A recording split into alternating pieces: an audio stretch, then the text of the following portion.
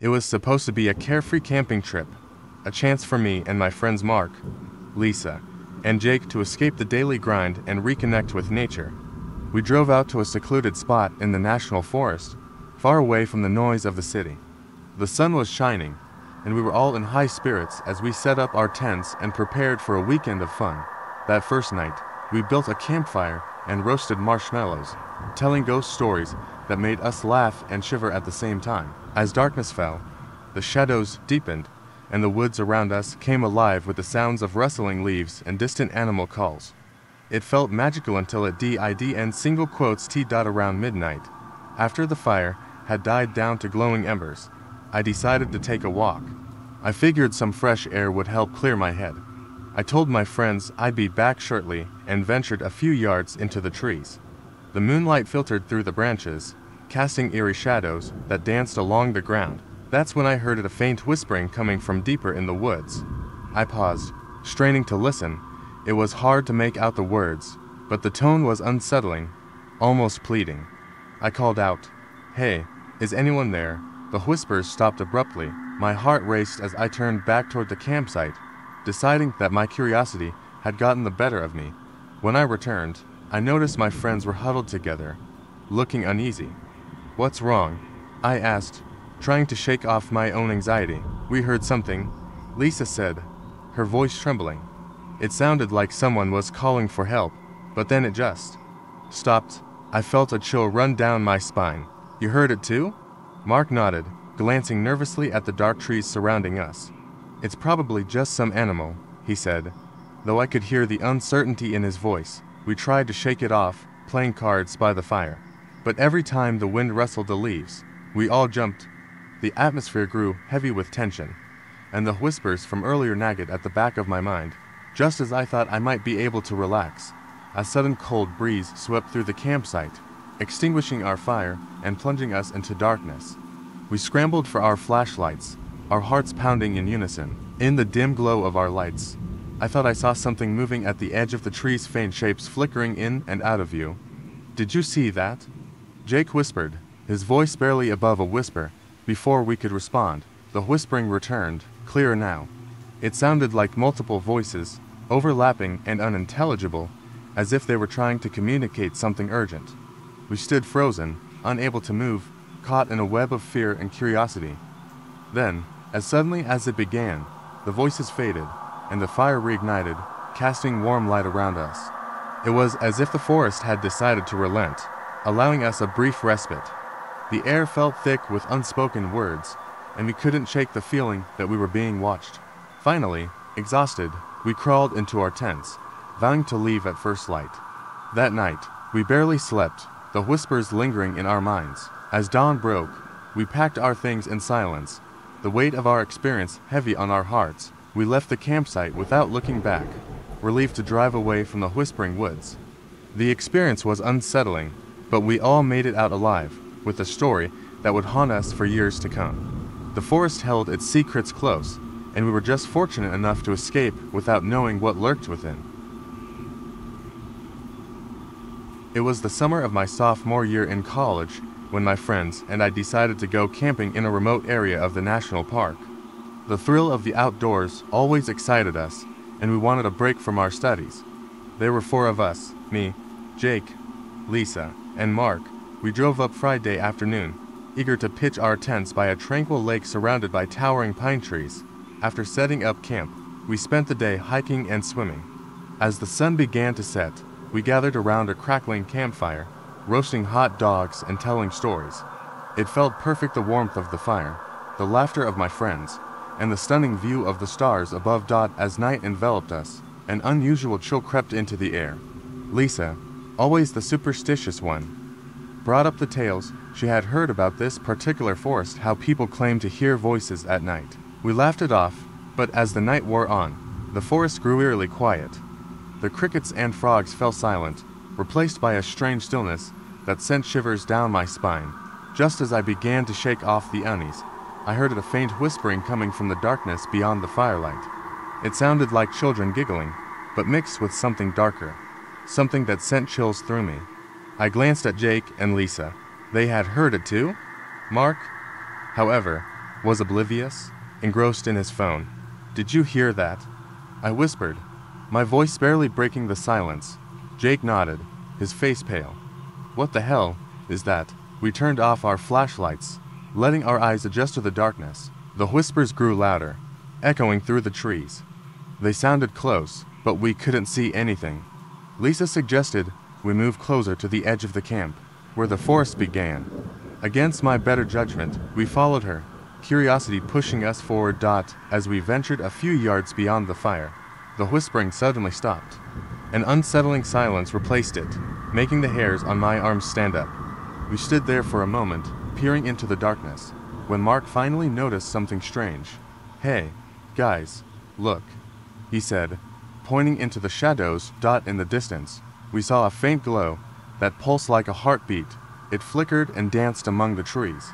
My heart raced as I realized that whatever was out there was not just a figment of our imagination. "Should we go back?"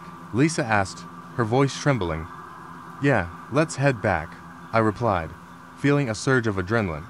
We turned to walk back to the fire, but the moment we did, the whispers returned, now sounding closer and more urgent.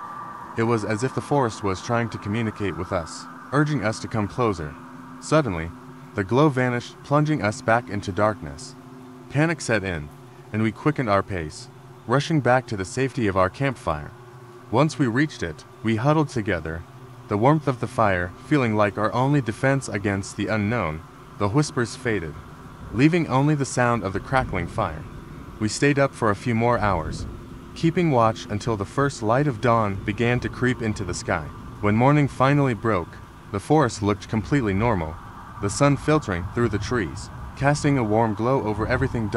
Though nothing truly sinister had happened, we all felt a lingering dread about the whispers and the mysterious glow. We packed our things and left early, eager to return to the safety of our everyday lives.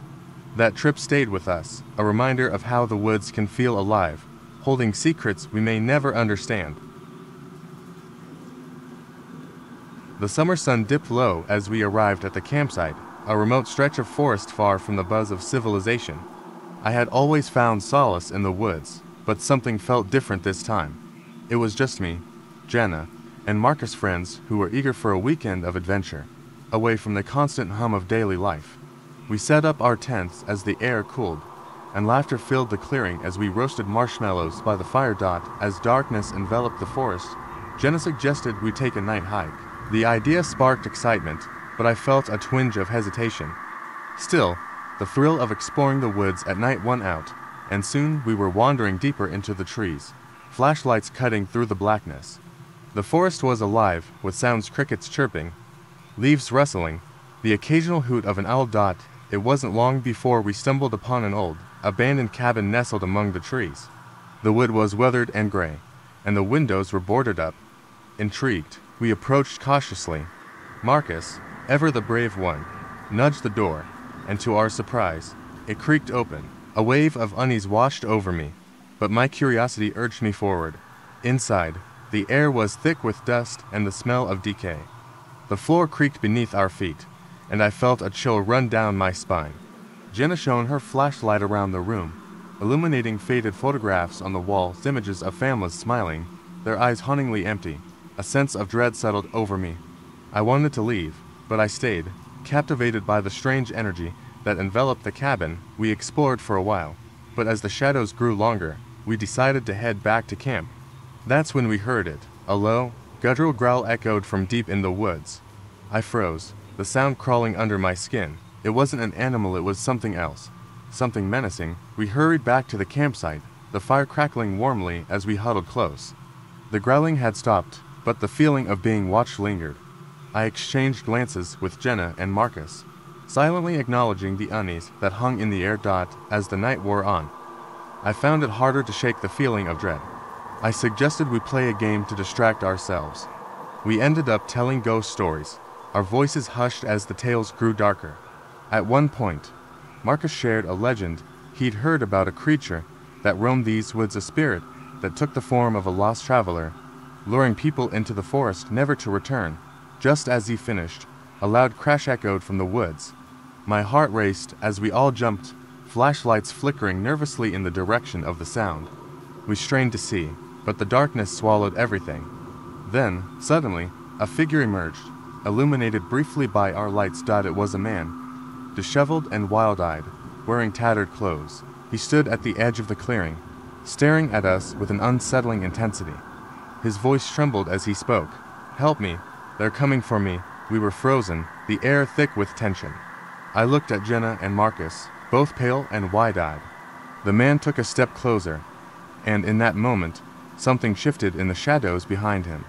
More figures appeared, all with the same hollow eyes and tattered clothes. They emerged like wraiths from the darkness, their bodies flickering in and out of the light. Panic surged through me, and without thinking, we scrambled for the safety of the trees, hearts pounding in our chests. We ducked behind a large oak, breathless and terrified, as the figures advanced, their murmurs echoing through the night. I could feel the weight of their gaze, chilling and predatory. Then, just as we thought it couldn't get any worse, I heard a voice whispering my name from the depths of the woods. It sounded just like Jenna. My stomach dropped. The growls returned, closer now, mingling with the whispers.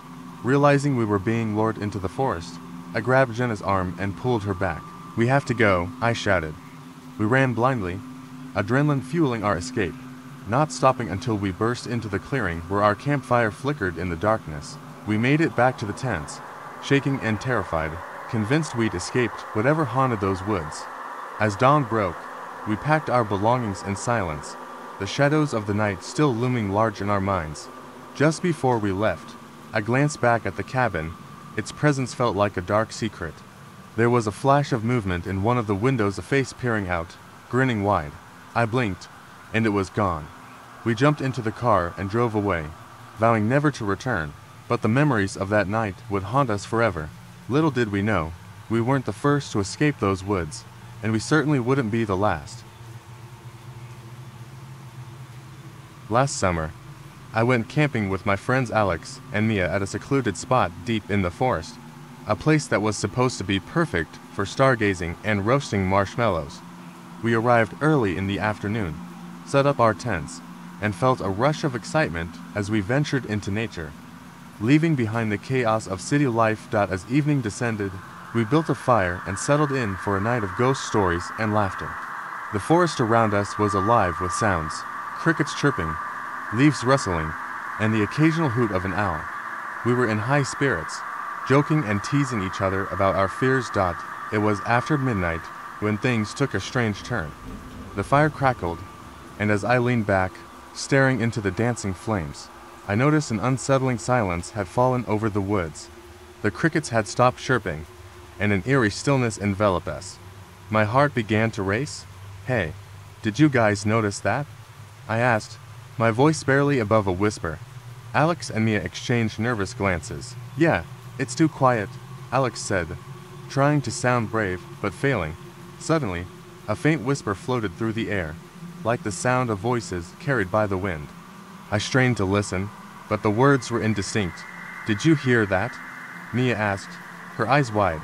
"It's probably just the wind," I said, though I felt the hairs on the back of my neck stand up.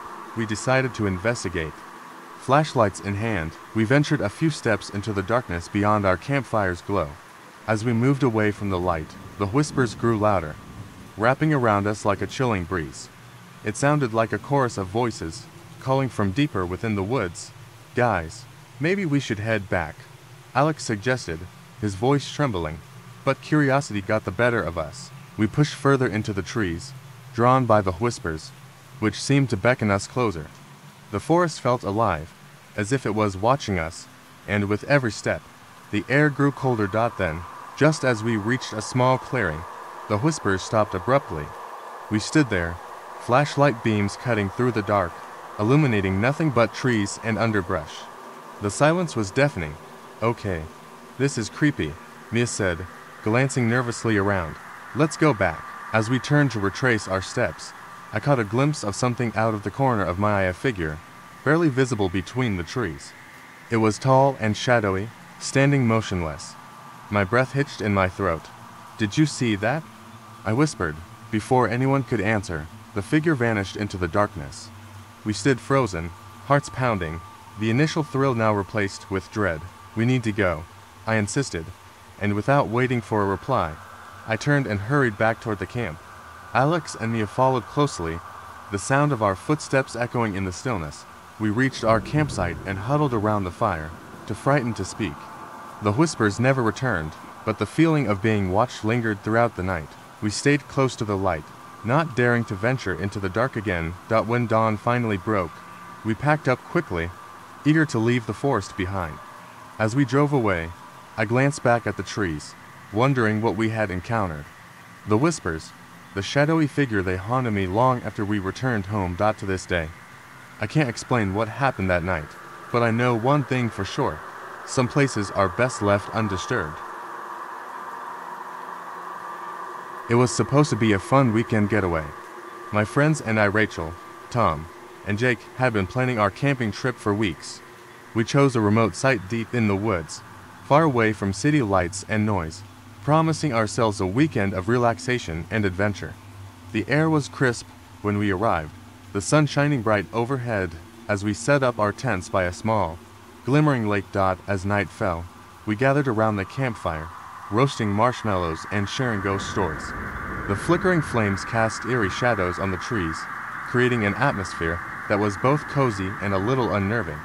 After a while, Rachel suggested we play a game of truth or dare, which seemed harmless enough. We laughed, teased each other, and drank a few beers while the fire crackled. As the night wore on, a thick fog rolled in, blanketing the forest and muffling the sounds of the night. The laughter died down, and a strange quiet settled over us, broken only by the occasional snap of twigs in the distance. That's when I noticed the feeling of being watched. I brushed it off as paranoia, but I couldn't shake the sensation that something was lurking just beyond the reach of our firelight. "Hey, did anyone else feel that?" I asked, trying to lighten the mood. Jake laughed, but there was a nervous edge to it.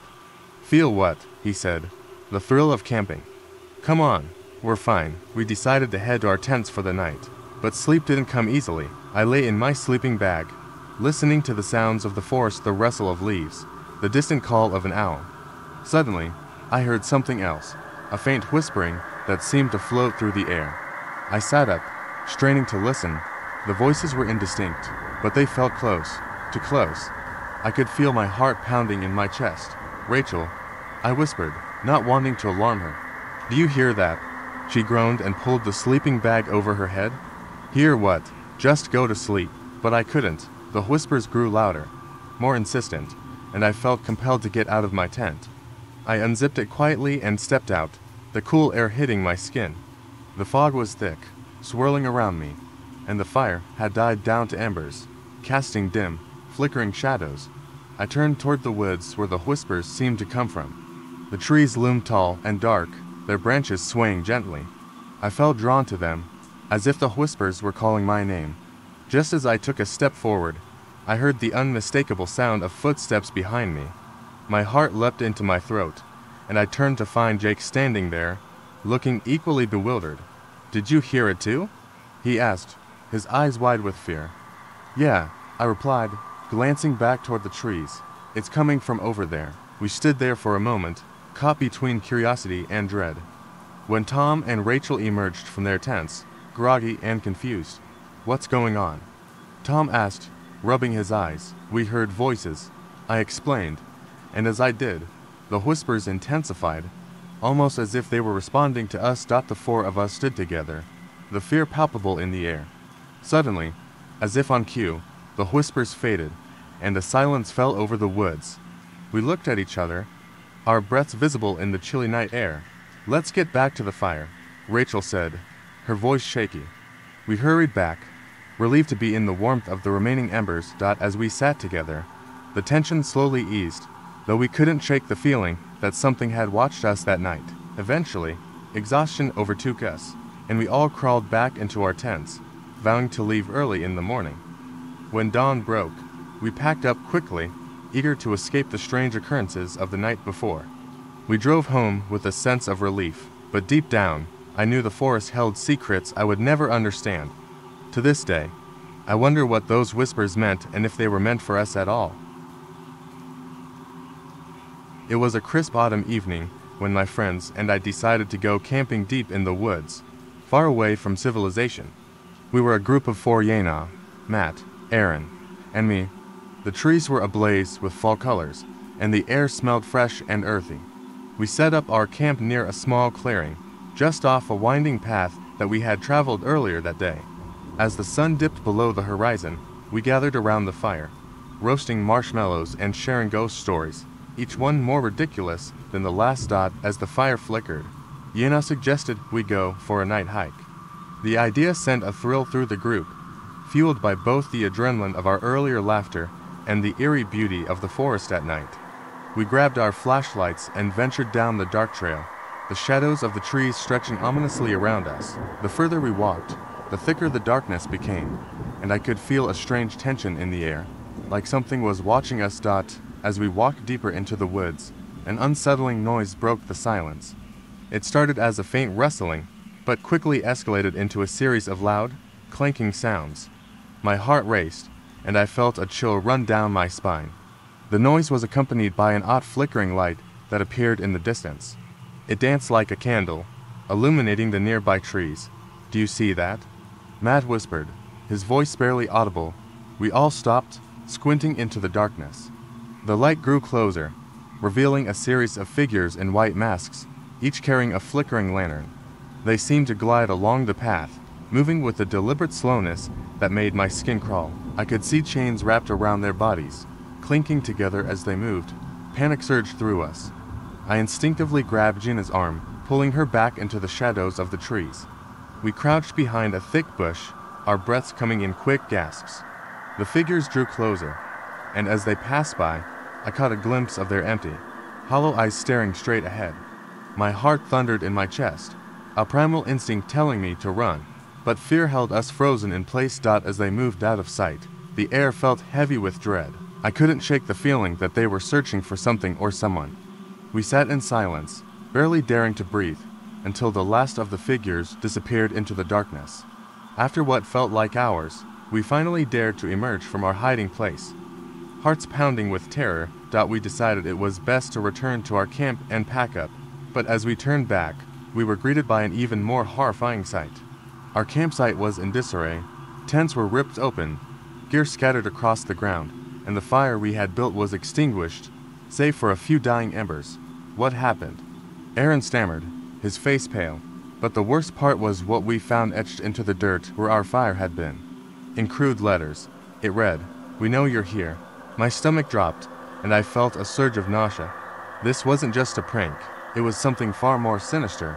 Without waiting to grab our belongings, we sprinted back to the car, adrenaline driving us forward. I could hear the distant sounds of chains rattling again, echoing through the trees. Every second felt like an eternity as we stumbled toward our vehicle, fear urging us to move faster. I fumbled with the keys, my hand shaking as I finally managed to unlock the doors. We piled in, and I slammed the door shut, heart racing. Just as I turned the key in the ignition, a deafening bang echoed outside, as if something had slammed against the car. We screamed, instinctively ducking down as I gunned the engine and tore down the dirt path, leaving the horrors of the woods behind. As we drove further away, I glanced in the rearview mirror. To my horror, I saw the figures standing at the edge of the forest, their lanterns flickering in the darkness, watching us leave. We never spoke of that night again, but even now, I can still hear the distant clank of chains and feel the weight of those hollow eyes fixed upon me. What still haunts me, the realization that they were waiting, not just for us, but for someone else. Someone who had been there before us, and perhaps would be there again. It was late summer when my friends and I decided to go camping in the woods just outside our town. There were four of us, me, Jenna, Mark, and Lucas. We had been looking forward to this trip for weeks, eager to escape our daily routines and enjoy nature. Little did we know that our weekend would take a turn we'd never forget. We set up camp near a beautiful lake surrounded by tall pine trees. The first night was perfect warm weather, clear skies, and a roaring campfire where we shared stories and laughed late into the night. As we sat by the fire, I noticed how quiet the woods were.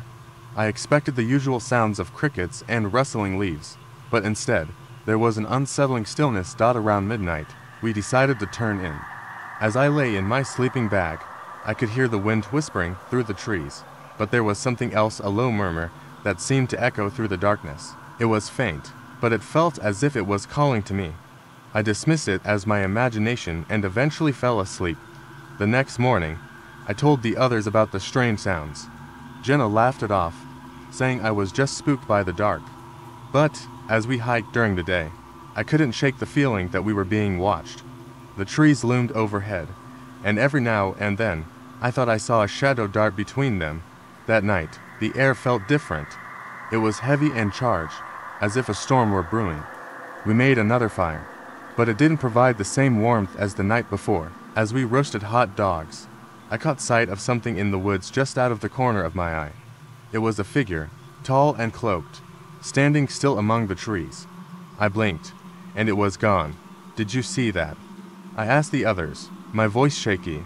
"What?" Mark replied, looking around. "See what?" "Nothing." "Forget it," I said, trying to brush it off, but I could tell my unease was spreading to them. We finished dinner quickly and decided to play some card games to lighten the mood. As the night wore on, I felt more and more restless. The whispers returned, louder this time, almost like voices. I suggested we go for a walk, hoping to clear my mind. Jenna and Lucas agreed. While Mark stayed back to tend the fire, we wandered along the lake's edge, the moonlight illuminating the water like silver. That's when we heard a clear voice coming from the trees. It was calling my name, softly, almost sweetly. My heart raced, and I glanced at Jenna and Lucas. They heard it too. "Did you hear that?" Jenna whispered, her face pale. We looked at each other, fear creeping in. The voice was beckoning me deeper into the woods. Against my better judgment, I took a step forward, entranced. "Don't," Lucas shouted, grabbing my arm. "We need to go back." The urgency in his voice broke the spell. We turned and hurried back to the campsite, adrenaline pumping. The whispers faded as we approached the fire, and the sense of safety returned, but the unease lingered. That night, we slept fitfully, the shadows outside our tents moving with the wind. When dawn broke, we packed our things in silence, each of us feeling the weight of the night's events. As we drove home, I couldn't shake the feeling that something had followed us. We all laughed nervously, but deep down, we knew we'd experienced something inexplicable. The woods had held secrets, that night whispers, that would haunt my dreams, reminding me that not everything in nature is friendly. Last summer, my friends and I decided to escape the chaos of city life with a weekend camping trip in the wilderness. It was just me, Sarah, and Tom, excited to reconnect with nature. We picked a secluded spot by a picturesque lake, surrounded by tall pines and dense underbrush, the kind of place where you can hear the soothing sounds of water lapping at the shore. We arrived in the early afternoon, and setting up our tents, we spent the day hiking and swimming. As night fell, we lit a campfire and sat around it, roasting marshmallows and telling stories. The sun dipped below the horizon, and the sky transformed into a blanket of stars. It felt perfect until it didn't. As darkness enveloped us, the forest grew silent. The usual sounds of crickets and rustling leaves vanished, replaced by unsettling stillness. The crackling of our campfire was the only sound we could hear. Sarah was the first to notice something strange. "Do you hear that?" she asked, her brow furrowed. I paused, straining to listen. At first, I didn't hear anything out of the ordinary, but then it came, a faint whispering carried by the wind. It sounded like distant voices, just beyond the reach of comprehension. Tom shrugged it off, attributing it to the wind playing tricks, but I felt a chill run down my spine. As the night wore on, the whispers grew louder, a low hum that seemed to surround us. It was as if the forest itself was alive, trying to communicate. The sounds twisted and turned, echoing through the trees, and soon, it felt like the whispers were getting closer. I glanced at Sarah, who looked just as unnerved as I felt. "Let's go check it out," I suggested, trying to mask my fear with bravado. Sarah and Tom exchanged hesitant glances, but eventually agreed. We grabbed our flashlights and ventured into the darkness. Following the sound, the beam of my flashlight sliced through the thick darkness, illuminating the trees and underbrush. The whispers were clearer now, though still unintelligible. They seemed to dance just beyond our line of sight, and no matter how hard we tried, we couldn't pinpoint their source. It was as if they were taunting us, leading us deeper into the woods. "Maybe we should turn back," Tom said, glancing nervously at the shadows. I could sense his discomfort, but curiosity propelled us forward. After all, it's just the wind, right? Just some rustling branches. Suddenly, the whispering stopped, plunging us into an eerie silence. We stood still, our breaths visible in the cold night air, the hairs on the back of my neck prickling. It was then that we realized we were completely disoriented. The trees looked unfamiliar, and the path we thought we were following had vanished. Panic bubbled up inside me, but I took a deep breath and tried to remain calm. We need to retrace our steps, I said, though uncertainty crept into my voice. We turned back, following the faintest memory of our previous trail. After what felt like an eternity, we finally stumbled back into the clearing where our campsite was. The campfire still flickered, casting a warm glow that felt welcoming. We collapsed onto the ground, relieved to be back, our hearts racing from the adrenaline and fear. The whispers had ceased, leaving us with a lingering unease. We spent the rest of the night huddled around the fire, sharing stories to fill the silence. No one spoke about what we had heard in the woods, but the experience changed us. The next morning, we packed up quickly, eager to leave the forest behind. As we drove away, I glanced back at the trees, still standing tall and silent, holding onto their secrets. I don't know what we experienced that night, but the whispers remain etched in my memory, a haunting reminder of the unknown that lurks just beyond the edge of the light. It was supposed to be an easygoing weekend trip, just a simple getaway deep in the woods with my friends. We planned everything out: tents, food, flashlights, and extra batteries. We'd chosen a spot by the lake, miles from the nearest road, so we wouldn't see another soul for days. The first day went perfectly, hiking, swimming, laughing by the fire as the sun went down. The isolation made everything feel a little surreal, like we'd stepped into a world of our own. It was after dinner, with night fully settled around us, that Yena suggested we explore the area. She'd always been the adventurous one, pushing us to do things we wouldn't otherwise. We took our flashlights and set off, joking that she was leading us on a ghost hunt. As we walked, the woods thickened, swallowing our voices and muffling our laughter. Shadows danced along the ground, strange in the beams of our flashlights, and the trees grew denser, leaning over us like they were watching. At some point, the trail split off, and Yena darted ahead before anyone could stop her. We tried calling her back, but she laughed and said she'd meet us back at camp in a few minutes. Not wanting to argue, we kept walking, staying on the main path. We turned back after a while, realizing we'd been gone longer than we'd planned, and headed to the campsite. We figured Yena would already be there, probably lying in wait to jump out and scare us, but the campsite was empty when we returned. Her things were still where she'd left them, untouched. The fire was almost out, just a few embers crackling quietly, casting a faint orange glow over the tents. Panic started to creep in, and we called her name, listening to our voices echo into the dark trees. Silence answered us, thick and unnerving. The minutes ticked by, and then the hours. By now, it was close to midnight, and our nerves were stretched thin. Every sound, the rustling of leaves, the snap of a twig, made us whip around, expecting Yena to jump out, but the silence dragged on. Just as we were about to head into the woods to search for her, we saw a faint light bobbing in the trees. Relief surged through us. Yena was finally back, but as the light grew closer, something was off. The way it swayed wasn't like a flashlight, it moved fluidly, almost like it was floating. We called out to her, but there was no answer. The light kept moving closer, slow and deliberate, weaving through the trees. Then we saw it, a figure in the dark, cloaked in shadows. It wasn't Yena.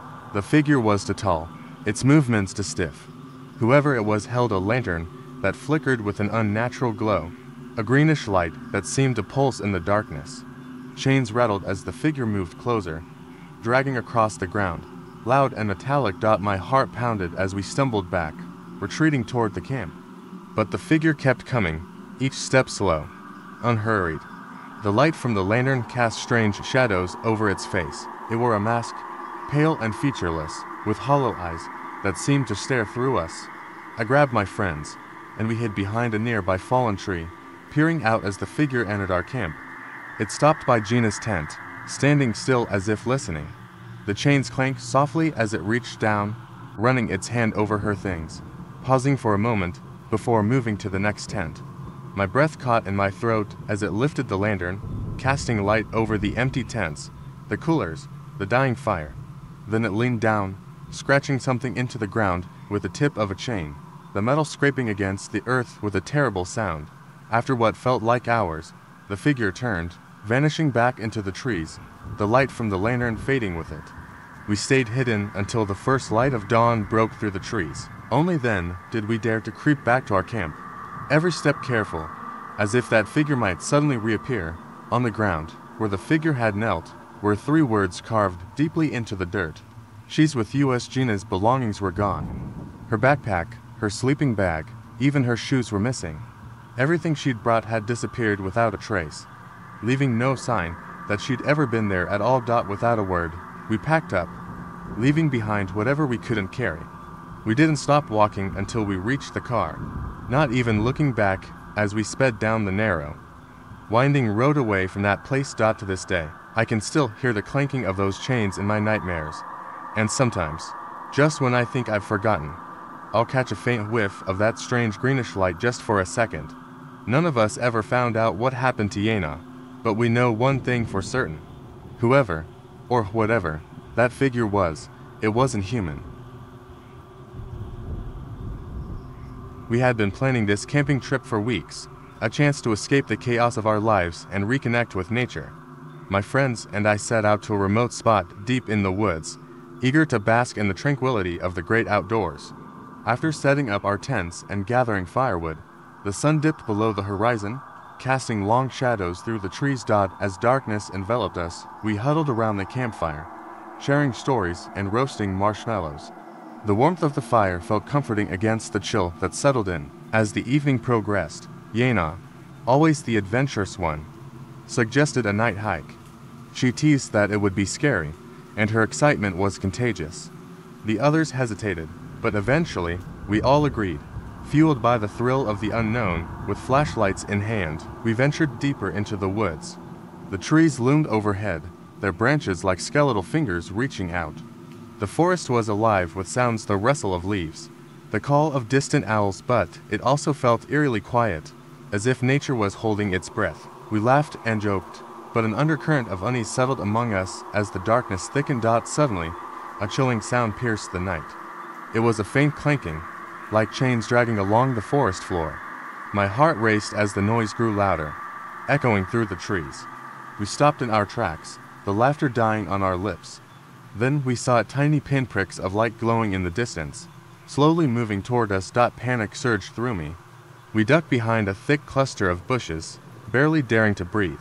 I could feel the adrenaline coursing through my veins as we strained to see what was approaching. The lights drew closer, illuminating the figures moving in the darkness. They were shrouded in white, their faces obscured by masks that gleamed in the dim light. Each figure held a lantern, their bodies wrapped in chains that rattled with every step. The group moved in unison, their steps deliberate, almost as if they were searching for something or someone. A cold shiver ran down my spine as I glanced at my friends, their faces pale with fear. We stayed hidden, our hearts pounding in our chests, as the figures passed just feet from our hiding spot. The clanking of chains mixed with the soft whispering of their voices, unintelligible but laced with a sense of urgency. I couldn't shake the feeling that they were aware of our presence, that they were hunting for us. After what felt like an eternity, the figures moved on, disappearing into the darkness. We waited in silence, our minds racing with questions. Who were they? What did they want? As dawn approached, we finally emerged from our hiding place. Shaking with fear and disbelief, we made our way back to camp, still in shock from what we had witnessed. As the sun rose, illuminating our campsite, we felt a wave of relief wash over us. But that relief quickly turned to dread as we approached the fire pit. Our gear was scattered, the tents torn, and the fire, which we had put out before our hike, was blazing brightly. In the dirt beside the fire, words were scrawled hastily: "You shouldn't have come." Panic surged through us again as we realized someone had been here. Someone had vandalized our camp while we were gone. I turned to my friends, their faces pale, and we all felt the same unspoken thought. We needed to get out of there. We quickly packed up what we could salvage, our hearts racing as we kept glancing over our shoulders. half expecting those masked figures to emerge from the trees. As we stumbled back to our car, we couldn't shake the feeling of being watched. When we finally drove away, the forest faded into the background, but the sense of dread lingered. I thought about how quickly our adventure had turned into a nightmare. It wasn't until we were miles down the road that I dared to glance at the rearview mirror. I froze. Standing in the road, illuminated by the morning light, was a figure in white, the same mask gleaming in the sun, a lantern swinging at their side. I gasped, and my friends turned to look, but by the time we turned around, the road was empty. We never spoke of that night again, but every year, when fall approached, I felt that familiar chill creep back in, reminding me that the woods were not as empty as they seemed, and that some secrets are best left undiscovered. I had always loved camping, the smell of pine trees and the sound of a crackling campfire. This time, I was with a few friends, excited to escape the city and enjoy the peace of nature. We hiked deep into the woods, setting up our tents in a secluded clearing surrounded by towering trees. The sun was beginning to set, casting long shadows that danced across the ground as we gathered around the fire. As night fell, we cooked hot dogs and shared stories, laughing as the stars twinkled overhead. Yena suggested we tell scary stories, which quickly turned into a competition to see who could come up with the creepiest tale. Each story was scarier than the last, but we were all still feeling brave and enjoying the thrill of it. That's when Matt had the brilliant idea to take a night hike. He insisted it would be fun and adventurous, and despite my unease, we all agreed. We grabbed our flashlights and started down the narrow path that led deeper into the woods. The beams of light cut through the darkness, illuminating the trees that seemed to close in around us. As we walked, the laughter faded and an unsettling silence took its place. The only sounds were the rustling leaves and the crunch of twigs underfoot. I felt a chill creeping down my spine, but I brushed it off as nerves. We were just being silly? Right. Suddenly, a loud noise shattered the stillness. It sounded like chains clanking together, echoing from somewhere deep in the woods. We froze, exchanging nervous glances. I could see the fear in Gina's eyes as she whispered that we should head back. But before we could turn around, we spotted something in the distance, a flickering light. It was moving, and with it came the unsettling sound of chains. We quickly ducked behind a tree, our hearts racing. The light got closer, revealing silhouettes of figures draped in dark clothing. They were carrying lanterns, their faces obscured by shadows. The clanking noise grew louder, and I felt my stomach drop. Who were they? Why were they out here? The figures stopped not far from us, standing in a huddle. They looked like they were chanting, their voices low and haunting. I couldn't make out the words, but there was something deeply unsettling about their tone. My hands trembled as I whispered to my friends that we should move away quietly. We slowly backed away, trying to remain as silent as possible. Just as we thought we were safe, one of the figures turned and pointed directly at us. I felt my breath catch in my throat. Their lantern light shone brightly, illuminating the space around us. It was like they could see us, even in the darkness. Panic surged through me, and I motioned for everyone to run. We took off down the path, the clanking of chains and chanting echoing behind us. We sprinted back to our campsite, our hearts pounding in our chests. We reached our tents, breathless and terrified. I glanced around, expecting to see the figures emerging from the shadows at any moment, but nothing came. We sat in a circle, trying to calm each other down, but the fear lingered like a thick fog. As the first light of dawn broke through the trees, we reluctantly decided to pack up and leave. I still felt shaken by what we had seen, and I couldn't shake the feeling that we were being watched. The sun cast a warm glow over the clearing, but it did little to ease my nerves. When we reached the spot where we had pitched our tents, I stopped in my tracks. The fire pit was still warm, but everything else was a mess. Our gear was scattered around, and deep scratches marred the surface of the ground, forming strange patterns. I approached cautiously, my heart racing as I noticed something strange in the dirt. There were words etched into the ground, barely visible but unmistakable. "We will find you." My blood ran cold as the memories of the night flooded back. We quickly gathered our things, the unease creeping back into our minds. We didn't speak as we loaded the car, all too aware that we had intruded into something we didn't understand. As we drove away, I glanced back at the woods, knowing that something dark lurked within those trees. We never went back. The experience remained an unspoken agreement between us, a secret too terrifying to share. Sometimes, late at night, I still hear the distant clanking of chains in my mind, a chilling reminder of what we encountered in those woods. I can't help but wonder if the figures are still searching for us, waiting patiently in the shadows for their chance to make their presence known once more. It was supposed to be a fun camping trip with my friends. We drove to a secluded area, far from the noise of the city, hoping to escape the pressures of our everyday lives. There were 5 of us, my friends Jake, Sarah, Lily, and Mark. We pitched our tents under the trees, the sound of the crackling fire providing a comforting backdrop to our laughter. As night fell, the woods transformed, the shadows deepened, and the familiar sounds of the forest turned ominous. I suggested we tell ghost stories, thinking it would be a laugh. But as we shared tales of lost souls and wandering spirits, I could feel an unsettling chill creeping in. Jokingly, Jake dared us to go for a midnight hike to explore the woods. With flashlights in hand, we ventured into the darkness. The moonlight barely pierced the dense canopy, and every rustle in the underbrush made my heart race. As we walked deeper, I noticed that the atmosphere had shifted. The air felt thick, heavy, as if the forest itself was watching us. I dismissed the feeling as paranoia, but something about the stillness made me uneasy. That's when we heard a low, mournful howl echoing through the trees. We stopped in our tracks, exchanging nervous glances. Was it a wolf? The sound sent a shiver down my spine. We decided to press on, hoping to laugh it off once we were back at camp. But the deeper we went, the more unsettling it became. The howling returned, closer this time, accompanied by a faint rustling. Suddenly, Mark, who had been trailing behind, screamed. We turned to see him pointing toward a figure emerging from the shadows. It was a tall silhouette, swaying slightly, its outline obscured by the darkness. My heart pounded in my chest as I strained to make out any details. I felt paralyzed, fear gripping me like a vice. Is that a person? Sarah whispered, her voice barely above a breath. Before anyone could respond, the figure lurched forward. Panic erupted among us. We turned to run, but my foot snagged on a root, and I fell hard to the ground. My flashlight flickered and went out, plunging me into darkness. I scrambled to my feet, heart racing, and stumbled after my friends. We burst back into the clearing, breathless and shaken. I quickly checked to see if everyone was okay. Mark was pale, his eyes wide with fear. What was that thing? He gasped.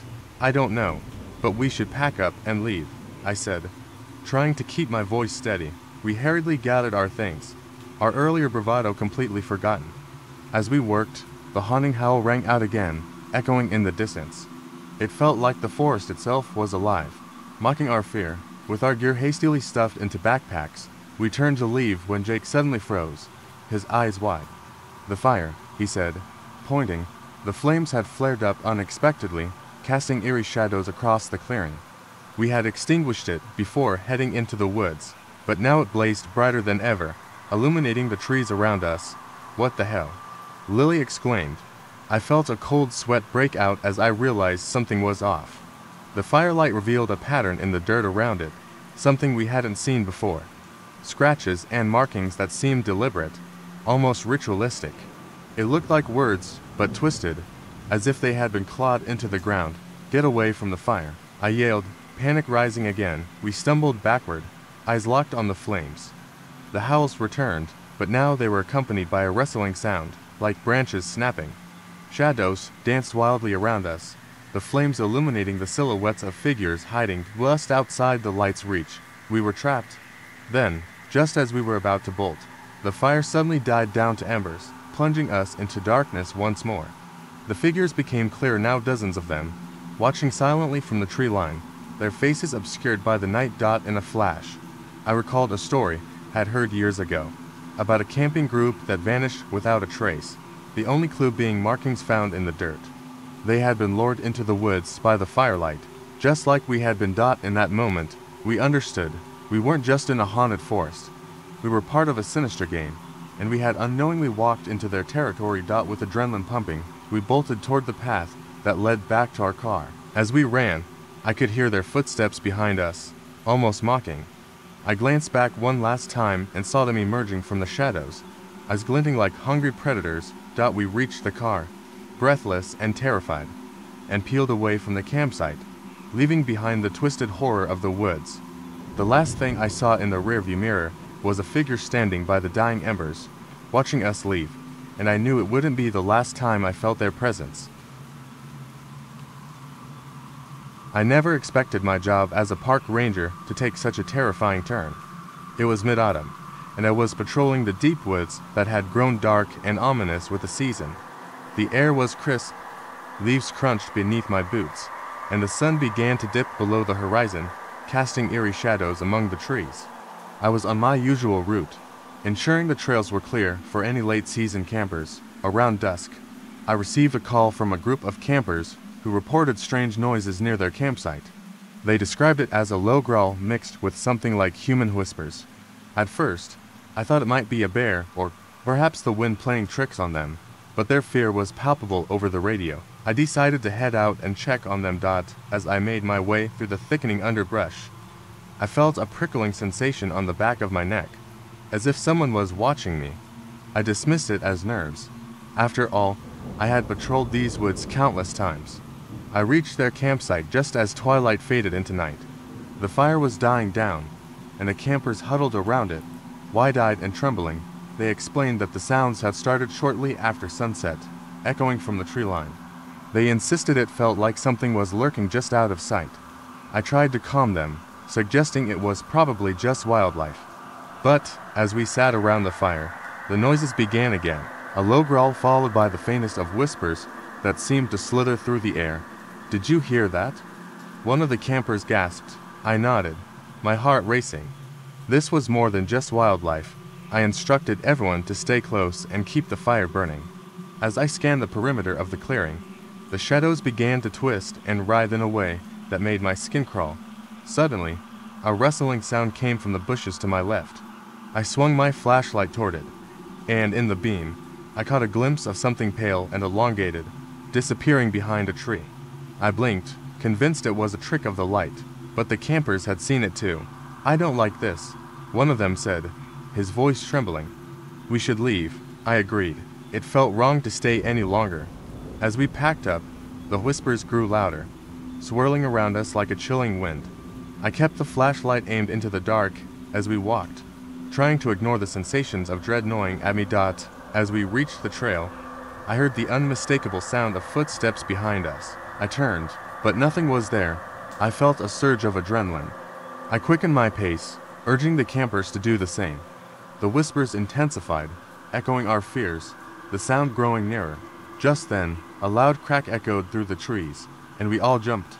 I turned around to face the noise. What I saw made my blood run cold. A figure stood a few yards away, its features distorted in the dim light. It had unnaturally long limbs, and its eyes glowed with an unsettling light. The whispers transformed into guttural sounds, incomprehensible but undeniably threatening. Instinct kicked in, and I shouted for everyone to run. We sprinted down the trail, hearts pounding in our chests, the sounds of our panicked breaths mixing with the monstrous growls behind us. We pushed through the thick underbrush, desperate to put distance between us and whatever was chasing us. Finally, after what felt like an eternity, we stumbled upon a clearing that opened up to the main road. We dashed across, collapsing in a heap on the other side.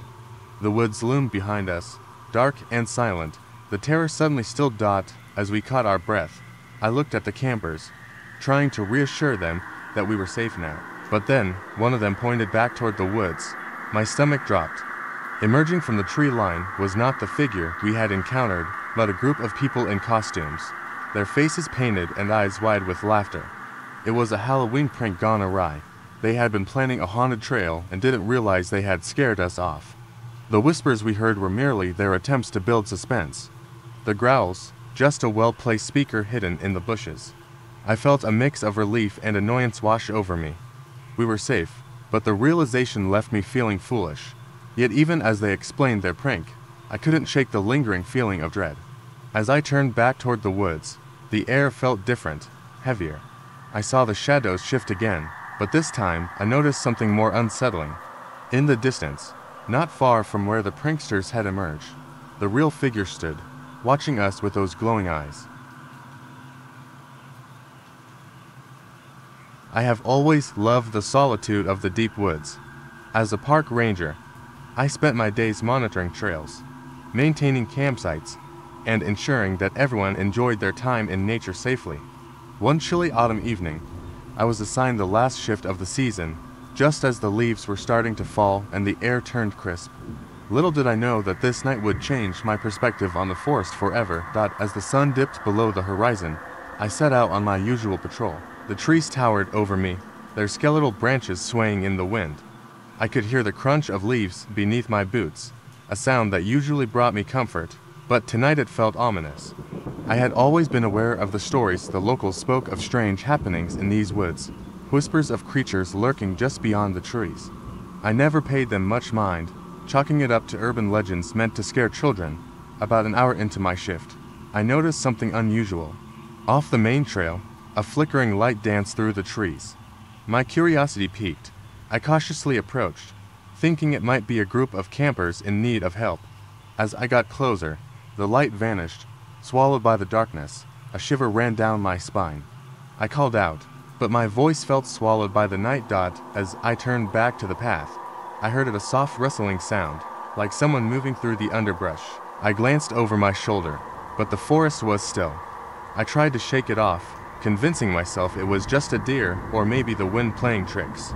However, the feeling of being watched pressed heavily on my chest.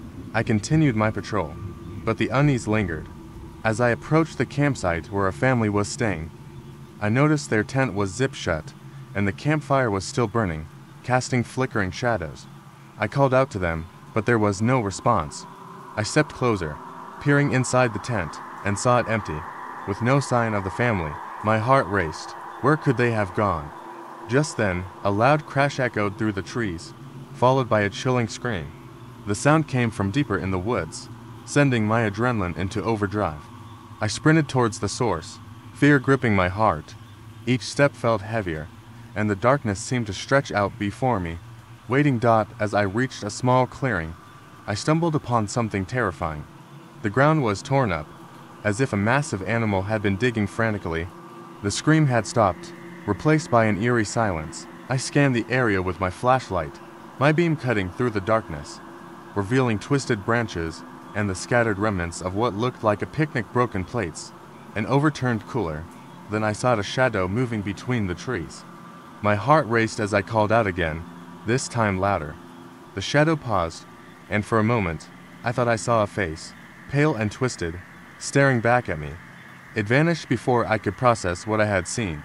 The hair on the back of my neck stood up as I turned to flee back towards the trail. In my panic, I tripped over a root and fell to the ground. As I scrambled to my feet, I heard a low growl emanating from the darkness. It sounded closer now. My instincts kicked in, and I ran, branches scratching at my arms as I pushed through the underbrush. I had to get back to my truck, back to safety. Finally, I burst out onto the main path, my breath coming in ragged gasps. I turned back, scanning the shadows. Nothing followed. I reached my truck, fumbling for the keys as the growl echoed in my mind. Just as I was about to start the engine, I noticed something out of the corner of my eye. The family had thought was missing stood just outside the tree line. They appeared disheveled, eyes wide with terror, but unharmed. I leapt out, relieved they were safe. As I approached, I noticed something behind them. The twisted figure I had seen earlier was standing silently, its grotesque form illuminated by the headlights of my truck. But instead of lunging at us, it simply stood there, watching. The family had been lost, but had found their way back when they heard the scream, which was not their own, but rather a warning to escape. The creature, whatever it was, had been trying to protect them from something far worse lurking deeper in the woods. We stood together in shock, realizing that sometimes the real monsters are the unseen forces that drive fear into our hearts. With the morning light creeping in, we hurried out of the woods, grateful to have survived the night, but forever haunted by what we had encountered in the shadows. I had been looking forward to this camping trip for weeks, a chance to escape the noise of the city and unwind in nature with my friends. We picked a remote spot deep in the woods, far from any trails or cabins. just the four of us, me, Alex, Jenna, and Marcus. We set up our tents and gathered firewood, the atmosphere filled with laughter as the sun dipped below the horizon. As darkness enveloped the camp, we roasted marshmallows and shared stories that ranged from silly to spine-chilling. I felt a warm glow inside as I watched my friends enjoy the night, but it didn't last long. Alex suggested we play a game of truth or dare. I remember feeling a little uneasy about it. Something about the looming trees seemed to echo our laughter, almost mocking it. When it was my turn, I chose truth. I was asked about my biggest fear. I shared that I was terrified of being lost in the woods, alone and unable to find my way back.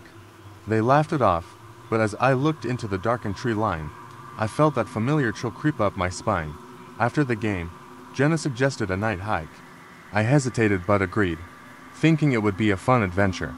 We grabbed our flashlights and headed down a narrow path surrounded by thick trees. The moonlight struggled to penetrate the canopy above, casting eerie shadows that danced along the ground. At first, we walked in jovial spirits, joking and laughing. But as we moved deeper into the woods, the atmosphere shifted. The wind picked up, causing the branches to sway and creak ominously. The sound of rustling leaves became unnaturally loud. I started to feel anxious, and I glanced around, noticing the darkness felt thicker here. Suddenly, we heard a noise, a distant, strange sound like metal scraping against metal. My heart raced. "Did you hear that?" I asked, trying to mask my fear. The others nodded, their faces pale. We decided to follow the sound, driven by a mix of curiosity and fear. As we crept forward, the noise grew louder. It wasn't just one sound, but a symphony of clanging and thudding, echoing through the trees. The lights from our flashlights flickered, and the shadows around us seemed to swirl ominously. I felt an urge to turn back, but the others pushed forward. Finally, we reached a clearing, and the scene before us froze me in place. Several figures were silhouetted against a flickering light, standing in a circle. They wore tattered clothing and strange masks made of bark and leaves. Each held a lantern, illuminating their expressions, which were a mix of excitement and something darker.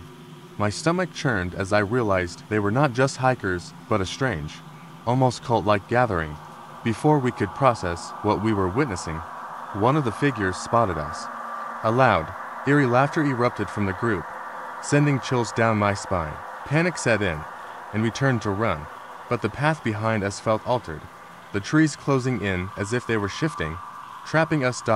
We stumbled through the underbrush, desperately trying to find our way back to camp. My heart pounded in my ears, drowning out the laughter that chased us. Just when I thought we were lost forever, we burst through the trees and back into our campsite, breathing heavily, but the camp wasn't how we left it. The fire pit was extinguished, the tents were torn, and our backpacks were scattered. In the center of the campsite was a single lantern, lit and flickering. Scrawled in the dirt around it were the words, "We've been waiting." Fear washed over us as we scrambled to gather our things.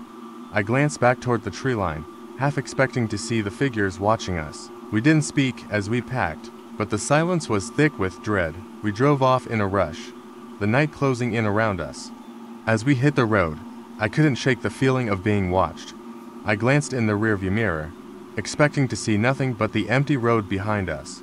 Instead, I saw one of those figures standing at the edge of the woods, holding its lantern high, its face obscured by a mask. The last thing I remember is the figure raising a hand and pointing at me.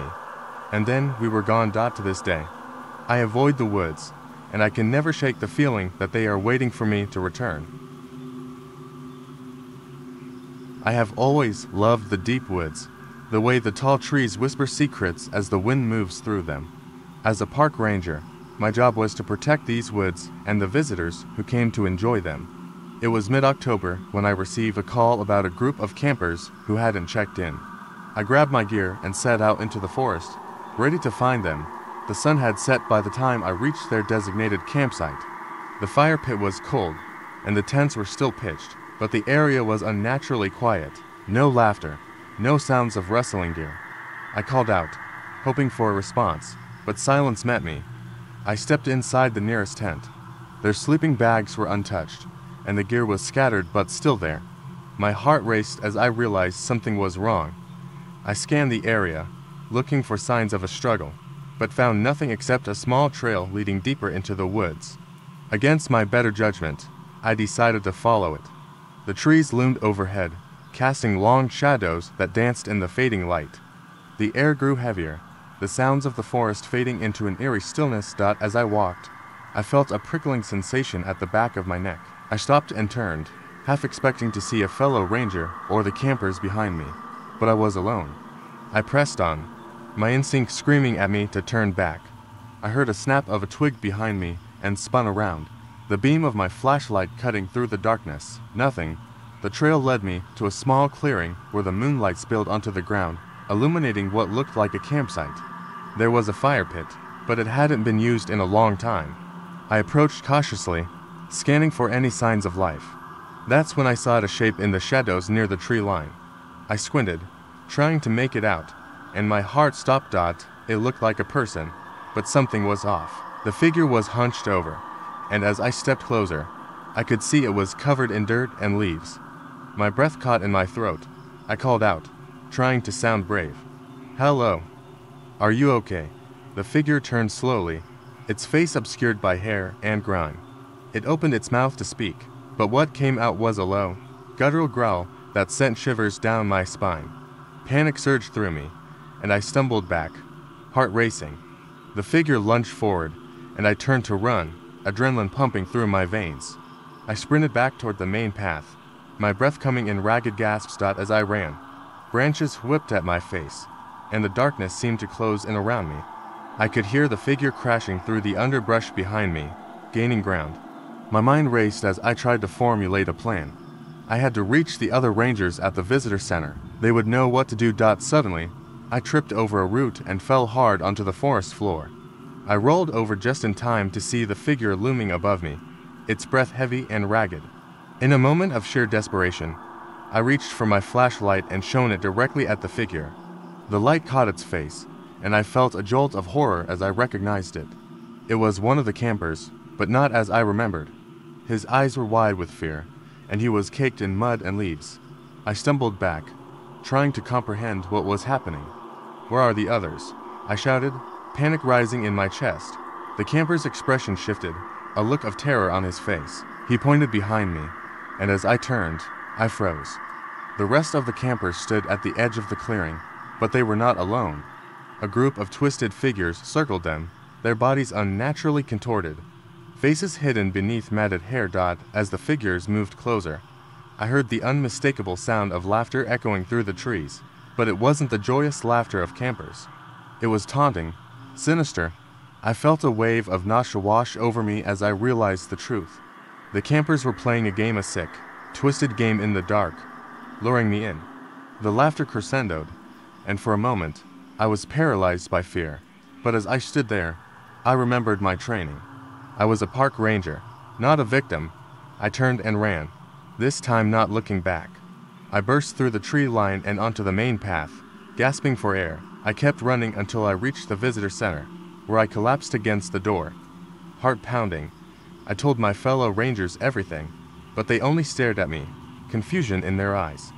I knew what I saw, but when we returned to the campsite, there was nothing. No campers, no signs of struggle, just an empty campsite in the moonlight. It was as if they had never existed at all. To this day, I still patrol those woods, and when the wind whispers through the trees, I hear their laughter echoing in the night. I know they are still out there, somewhere in the deep woods, waiting for the next unsuspecting soul to join their gang. I've spent countless nights patrolling the deep woods. Most nights are quiet, but there was one night that has haunted me ever since. It was mid-October, the air crisp and heavy with the scent of pine. I was on a routine patrol when the eerie stillness settled over the forest. It was the kind of silence that makes your skin prickle and your heart race. Around 8 p.m., I got a call over the radio. A family camping nearby reported strange noises coming from the woods. The father described them as high-pitched screeches followed by low growls. Unlike anything they had ever heard, I felt a chill creep down my spine. I told them I would check it out, trying to keep my voice steady. As I hiked toward their campsite, the forest seemed to close in around me. The shadows deepened, swallowing the light from my flashlight. I could hear the wind rustling through the branches, but there was something else, a low thudding sound echoing in the distance. It felt unnatural, rhythmic, almost as if something was moving through the trees. When I finally reached the campsite, it was eerily quiet. The family's tent stood dark and still, the flickering light of their campfire casting long shadows on the ground. I called out to them, but received no reply. A knot formed in my stomach as I unzipped the tent. Inside, their belongings were scattered, but the family was gone. Their sleeping bags lay untouched, and I noticed a half-eaten bag of marshmallows abandoned by the fire. Then I heard it again, the thudding sound, now closer and more urgent. Panic surged through me. I stepped out of the tent, gripping my flashlight tightly. The air was thick with tension, and the shadows seemed to writhe, almost alive. I swept the light around, searching for any sign of the family. That's when I saw it, something moving between the trees. A tall figure emerged from the darkness, its shape distorted and unnatural. It looked humanoid, but its limbs were too long, its head oddly shaped. I froze, my heart pounding in my ears. The creature turned its head toward me, revealing eyes that glowed like embers. I stumbled back, fear clawing at my throat. The creature let out a shriek that pierced the night, a sound that sent chills racing down my spine. I turned and ran, sprinting down the path, my flashlight beam bouncing wildly. I could hear the thudding sound behind me, getting closer with each step. The adrenaline surged through me as I pushed myself harder. Just when I thought I couldn't run any longer, I burst onto the main trail where I had parked my truck. I fumbled for the radio, breathless as I called for backup. I needed help. I needed to find that family.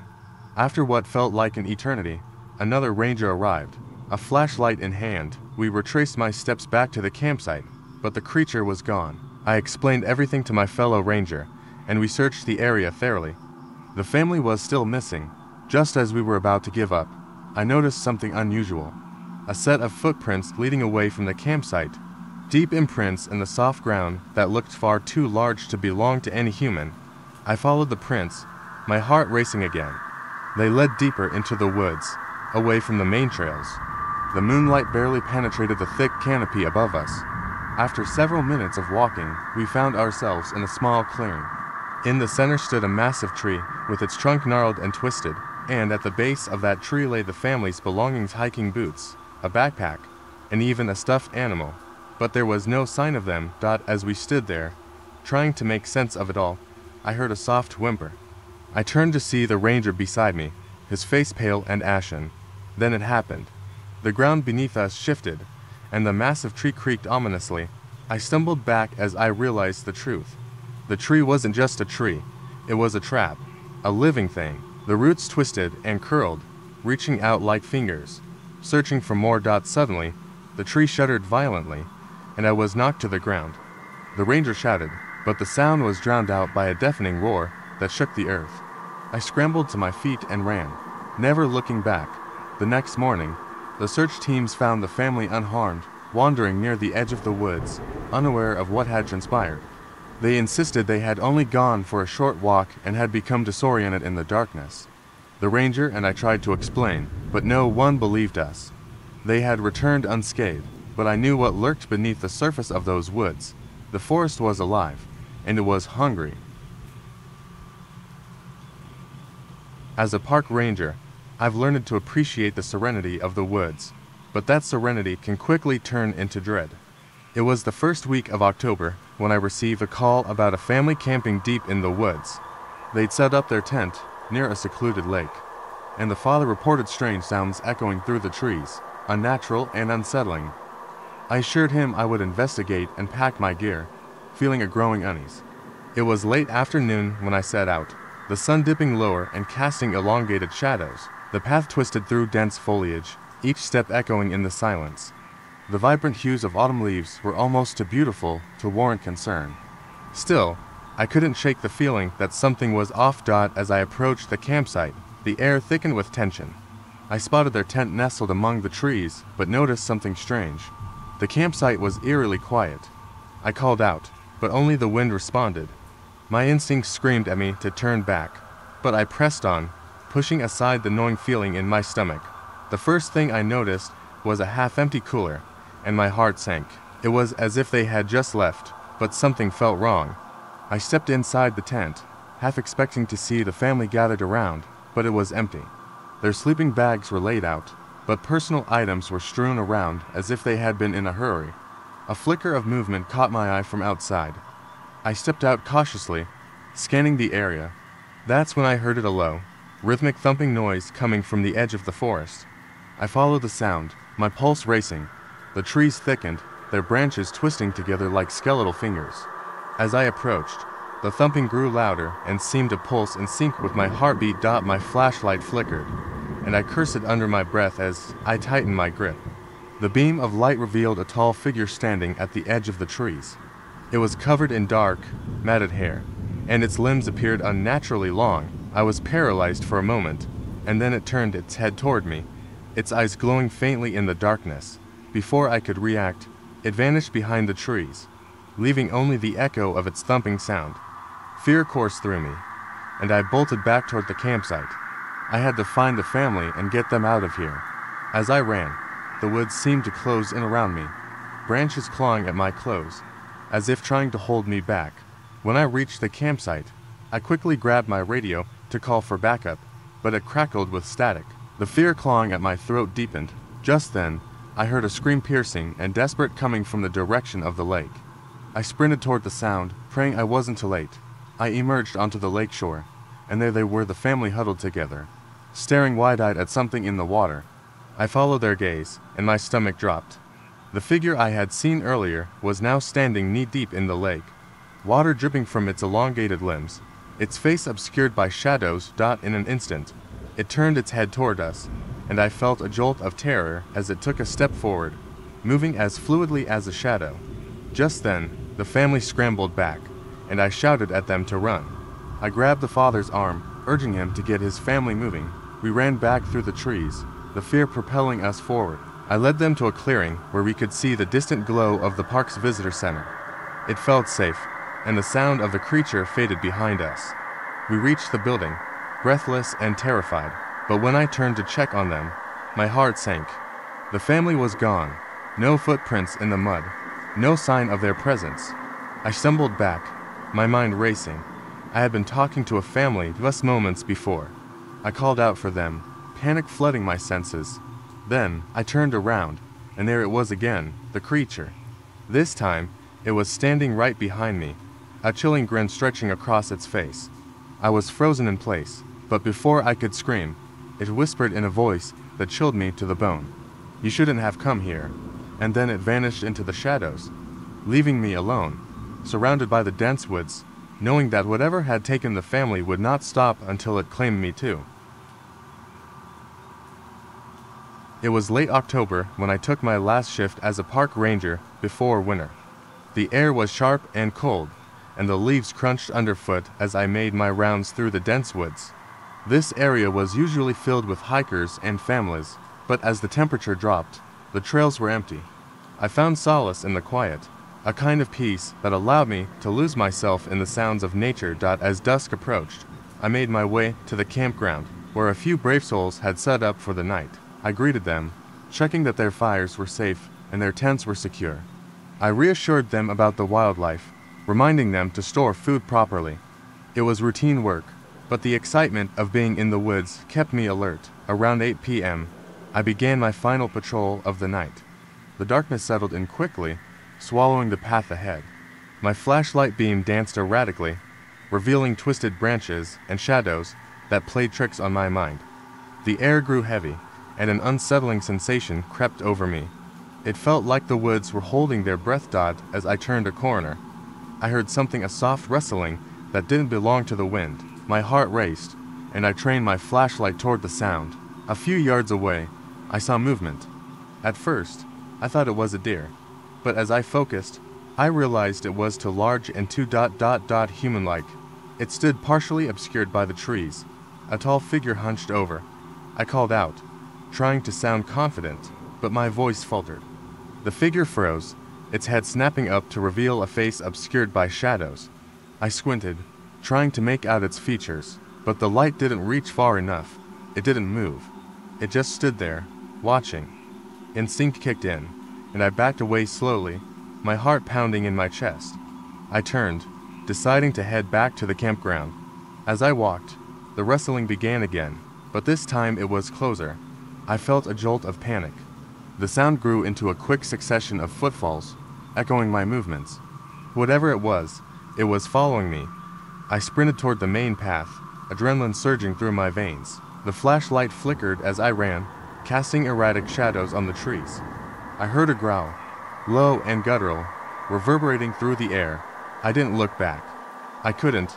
The pounding of my heart drowned out everything else as I rushed toward the campsite. I burst into the clearing, nearly stumbling into the fire pit, where a few campers were sitting around the flames. They looked up, startled, as I gasped for breath. I quickly explained what I had seen, trying to keep the fear out of my voice. The campers were nervous, but intrigued, asking questions that I couldn't answer. Suddenly, one of the campers pointed behind me.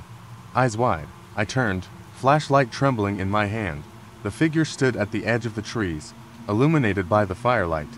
It was taller than any person I had ever seen, its limbs impossibly long. My breath caught in my throat as I caught a glimpse of its face.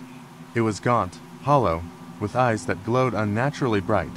I felt a rush of dread, but before I could react, the creature lunged forward, vanishing into the darkness. The campers screamed and scrambled to gather their things. We needed to get out of there, and fast. We ran together, the sound of our footsteps drowning out the panic. Just as we reached the main road, I glanced back, and for a split second, I thought I saw the creature standing among the trees, watching us go. We reached the parking lot, breathless and shaken. I radioed for backup, my hands trembling as I relayed the incident. As the sun began to rise, we waited anxiously for help to arrive. Eventually, two other rangers pulled up, but when they searched the area, they found nothing. No tracks, no sign of disturbance. It was as if the woods had swallowed the creature whole.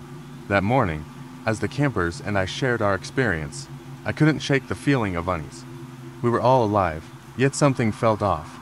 As they prepared to leave, one of the campers handed me a small piece of fabric.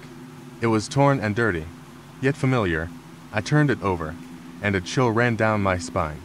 It was part of my uniform, the same fabric I had lost weeks before during a routine patrol. I had never been out there alone. I had never seen the creature before, yet here I stood, holding evidence of a connection I couldn't explain. The woods had secrets, and some stories were meant to remain untold. The night had settled in the forest like a heavy blanket, and as a park ranger, I was used to the eerie calm that enveloped the woods after sunset. The campgrounds were closed for the season, but I had to make my rounds to ensure no one had sneaked in for an illicit camping trip. The air was crisp, and the silence was almost deafening. My flashlight cut through the dark, illuminating the twisted branches and underbrush. About an hour into my patrol, I noticed something unusual: a tent set up deep in the woods, far from the designated camping area. My heart raced. The site was supposed to be closed for the season, and no one should be there. I approached cautiously, my footsteps muffled by the thick layer of fallen leaves. As I got closer, I could see the tent was unzipped but empty. The campfire pit lay cold and dark, a few charred logs scattered around. I scanned the area, calling out if anyone was there, but only the wind answered. I was about to turn back when I noticed a backpack near the tent, half open, and inside, I caught a glimpse of a child's drawing. It was crude but depicted a family camping. My gut twisted. Suddenly, a sound pierced the silence: laughter. Distant yet unmistakable, it echoed through the trees, high-pitched and childish. I turned, flashlight beams sweeping the darkness. I felt a cold shiver run down my spine. Children shouldn't be out here alone, especially in the dead of night. I made my way toward the sound, heart pounding. As I ventured deeper into the woods, the laughter faded, replaced by a chilling stillness. Then, I heard something else: a low growl. Unlike anything I had heard before, it sent a bolt of fear through me. I raised my flashlight higher, trying to see beyond the trees, but nothing moved. I hesitated, trying to rationalize the noise, convincing myself it was just an animal. With a deep breath, I continued, hoping to find the children and bring them back to safety. I stumbled into a small clearing and spotted something that made my blood run cold. There, among the foliage, stood a tall figure, its back turned to me. It wore what appeared to be a tattered, oversized sweater, the hem dragging along the ground. I called out, but it didn't move. Instead, it seemed to shift slightly, as if sensing my presence. I felt the air grow heavier, and a chill swept over me. My instinct screamed to run, but I couldn't leave without understanding what was happening. I took a cautious step forward, and the figure suddenly turned around. My flashlight flickered against its face, a twisted, unsettling mask that was neither human nor animal. Its eyes were sunken and empty, and it opened its mouth to let out a haunting sound that mimicked laughter. The growl I heard earlier grew louder, but I realized it wasn't coming from the figure. Panic surged through me as I turned to flee, heart racing. I crashed through the underbrush, branches snagging at my clothes.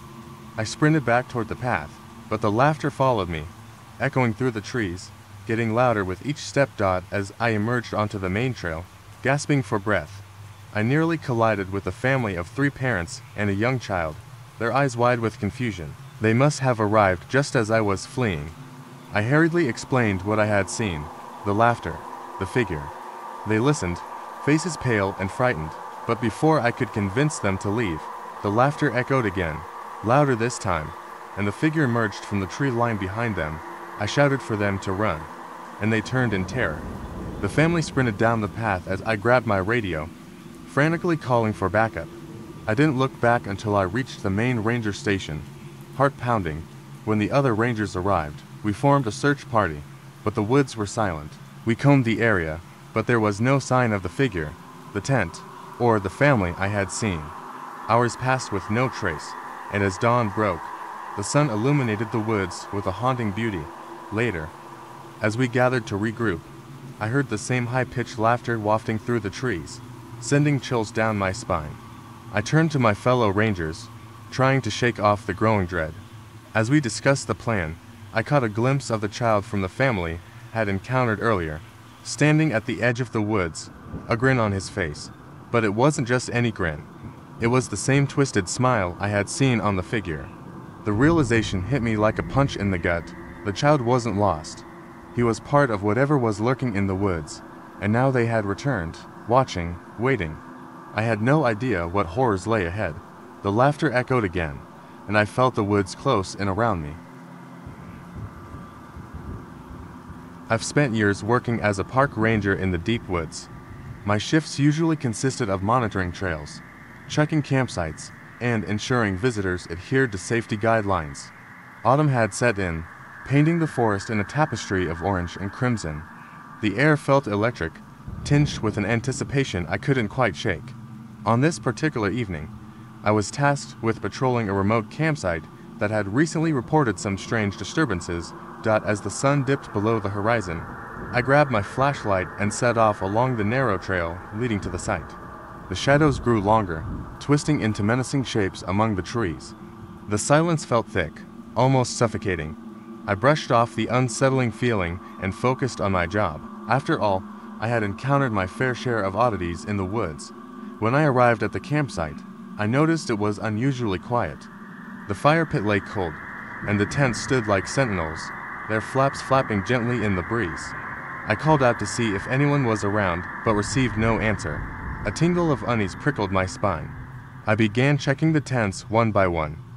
The first tent was empty, save for some gear strewn about. The second tent, however, caught my attention.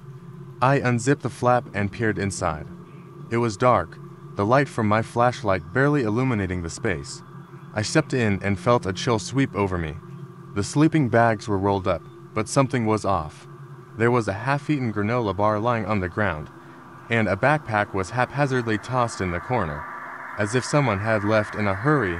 My instincts kicked in, and I quickly exited the tent. I decided to check the surrounding area. As I walked deeper into the woods, I felt the air grow heavier.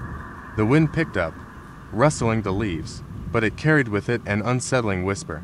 I shook my head, trying to clear my thoughts. I was just being paranoid. That's when I heard a faint sound, almost like a child laughing. I turned, heart pounding in my chest, and started walking towards the direction of the sound. The laughter echoed in a way that sent chills down my spine. It was innocent, yet the deeper I went into the woods, the more distorted it became. It was laced with a hint of something dark, something wrong. As I ventured deeper, I spotted a flicker of light through the trees. I followed it, thinking it might lead me to whoever had been camping, but as I drew closer, the laughter ceased, replaced by a profound silence. I stepped into a clearing and felt my breath catch in my throat. There, in the center, stood a massive tree, its gnarled branches reaching out like skeletal fingers.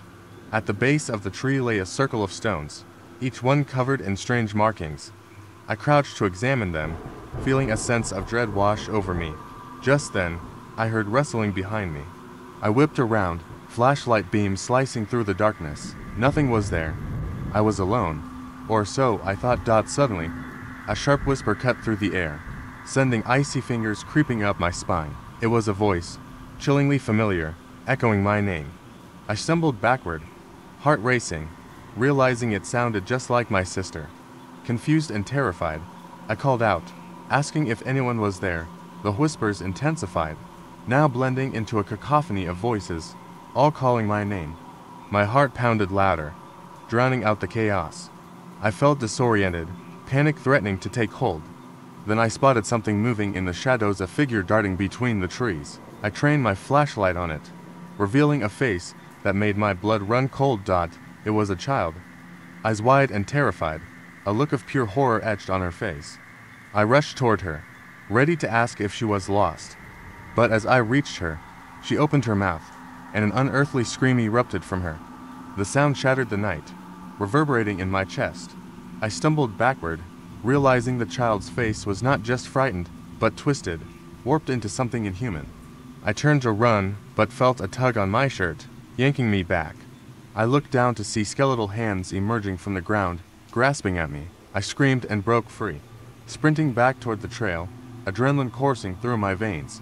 When I finally reached the safety of my vehicle, I locked the doors, heart racing, hands trembling. I looked back at the woods, expecting to see something, anything, but there was nothing. The eerie laughter had returned, ringing in my ears, echoing my deepest fears. That night, I didn't sleep. I sat in my truck, shaken, the forest looming dark and silent around me. As dawn broke, I vowed never to return to that spot, never to speak of it again. I thought about the child I saw, and the sinister whispers that echoed through the trees. I knew one thing for certain: the woods were alive with secrets, and some truths were best left buried. We had planned this camping trip for weeks, our usual way to unwind before winter set in. Yena, Matt, Aaron, and I packed our tents and sleeping bags, and I'd brought a little extra something, a stash of magic mushrooms to enhance the night. We were miles away from any marked trails, deep in the woods where only the sounds of nature kept us company. We set up camp by dusk, got a fire going, and started our little journey with the mushrooms, watching as the trees seemed to breathe and the stars felt close enough to touch. As the fire crackled and shadows danced, Yena suggested we take a walk through the forest. She grinned, saying it'd be creepy, and since we were all a bit out of our minds, it sounded like the perfect idea. We grabbed our flashlights, but something about the inky darkness seemed to swallow the light. Everything felt surreal, as if we'd stumbled into another world. We laughed and whispered as we moved deeper into the trees. But then, from somewhere nearby, a sound broke the stillness. It was faint at first, but unmistakable: the rhythmic clanking of chains. The sound was distant but getting louder, moving closer. We froze, listening as the noise grew. And then, through the trees, a glow appeared, small pinpoints of light, steadily moving in our direction. Panicked, we ducked into the nearest bushes, crouching low as we peered out to see what was coming. My heart hammered in my chest, and every instinct screamed to run, but we were too mesmerized by the sight to move. Emerging through the trees, a procession of figures marched forward, each one draped in chains that rattled with every step. They wore white masks that covered their faces completely, expressionless and pale, giving no clue who or what was behind them. There were at least 10 of them, each holding a lantern that cast an eerie glow across their forms. The orange light flickered, illuminating shackles on their wrists and ankles, the chains connecting them to each other. Their movements were mechanical, precise, as if they'd been marching for centuries without a break. We held our breath, too terrified to even think about making a sound. The figures walked in eerie silence except for the relentless clanking of chains, heading right past our hiding spot. My pulse raced as one of them turned slightly, his mask facing directly toward our bush. The lantern light caught his empty eyes, and I felt a cold, uncheckable dread sink into my bones. I thought I'd been seen, but he turned away and kept walking. They moved onward, disappearing deeper into the woods, their lights fading until only the sound of chains remained. We waited until we were sure they were gone, and then we sat in silence, no one daring to speak. We stumbled back to the campsite in a daze, still reeling from what we'd seen. Sleep was impossible. Every rustle in the dark made us jolt. We stayed huddled together, barely able to close our eyes as we listened to the forest around us, half expecting those figures to return. At the first light of dawn, we decided it was time to go. As we approached the camp, something felt off. From a distance, we could see the tents were knocked over, and the fire we'd put out the night before was smoldering again, as if it had just been lit. We exchanged uneasy glances and moved cautiously toward the site. There, etched in the dirt next to our fire pit, was a message: "We will find you." The words looked fresh, like someone had scratched them in the ground mere moments before we arrived. None of us said a word. We knew what we had to do. We quickly packed what little was left of our things, each of us keeping a nervous eye on the trees, half expecting one of those masked figures to emerge. We practically sprinted back to the car, the weight of an unseen gaze pressing down on us the entire way. It wasn't until we were back on the road, the forest fading behind us, that anyone spoke, and even then, it was in hushed tones. We never went back to those woods, and we never told anyone else what happened. But sometimes, late at night, I still hear the clanking of chains echoing in my mind, and I see that mask staring through the darkness. I was no stranger to the deep woods, but that night felt different. The air was thick with humidity, and the trees stood tall and oppressive, their branches twisting like skeletal fingers against the moonlight. I had just finished my patrol when I received a radio call about a disturbance near a campsite. A family had reported strange noises outside their tent, and as I drove down the narrow dirt road, I couldn't shake the feeling that something was off. Arriving at the site, I found the family huddled together, their faces pale and eyes wide. They described the sounds they had heard: low growls, scratching against the tent, and the unnerving feeling of being watched. I reassured them, trying to downplay their fears. I told them it was probably just a raccoon or a deer. I set up my flashlight and began my inspection of the area, the beam cutting through the dark like a knife. The woods were silent except for the rustle of leaves. I stepped deeper into the shadows, scanning for any signs of disturbance. As I walked, I felt an unsettling sensation, as if I were not alone. The hairs on the back of my neck stood up, and I glanced over my shoulder, half expecting to see someone or something watching me. The darkness felt alive, pulsating with an unseen energy. I pushed the feeling aside and pressed on. After a few minutes, I heard a faint sound that sent chills racing down my spine. It was a low, rhythmic tapping, like something hard striking wood. I followed the sound, moving cautiously toward a thicket of trees. The tapping grew louder, echoing off the trunks. When I reached the edge, I shined my flashlight into the brush and froze. A figure stood just beyond the trees, illuminated by my light. It was hunched over, its back to me. It looked like a person, but its movements were wrong, jerky, and unnatural. My heart pounded as I called out. The figure slowly turned its head, and what I saw made me stagger back in shock. Its eyes were wide and hollow, the skin stretched taut over its bones, as if it had not eaten in days. It opened its mouth to scream, but no sound came out. In a panic, I stumbled backward, tripping over a root.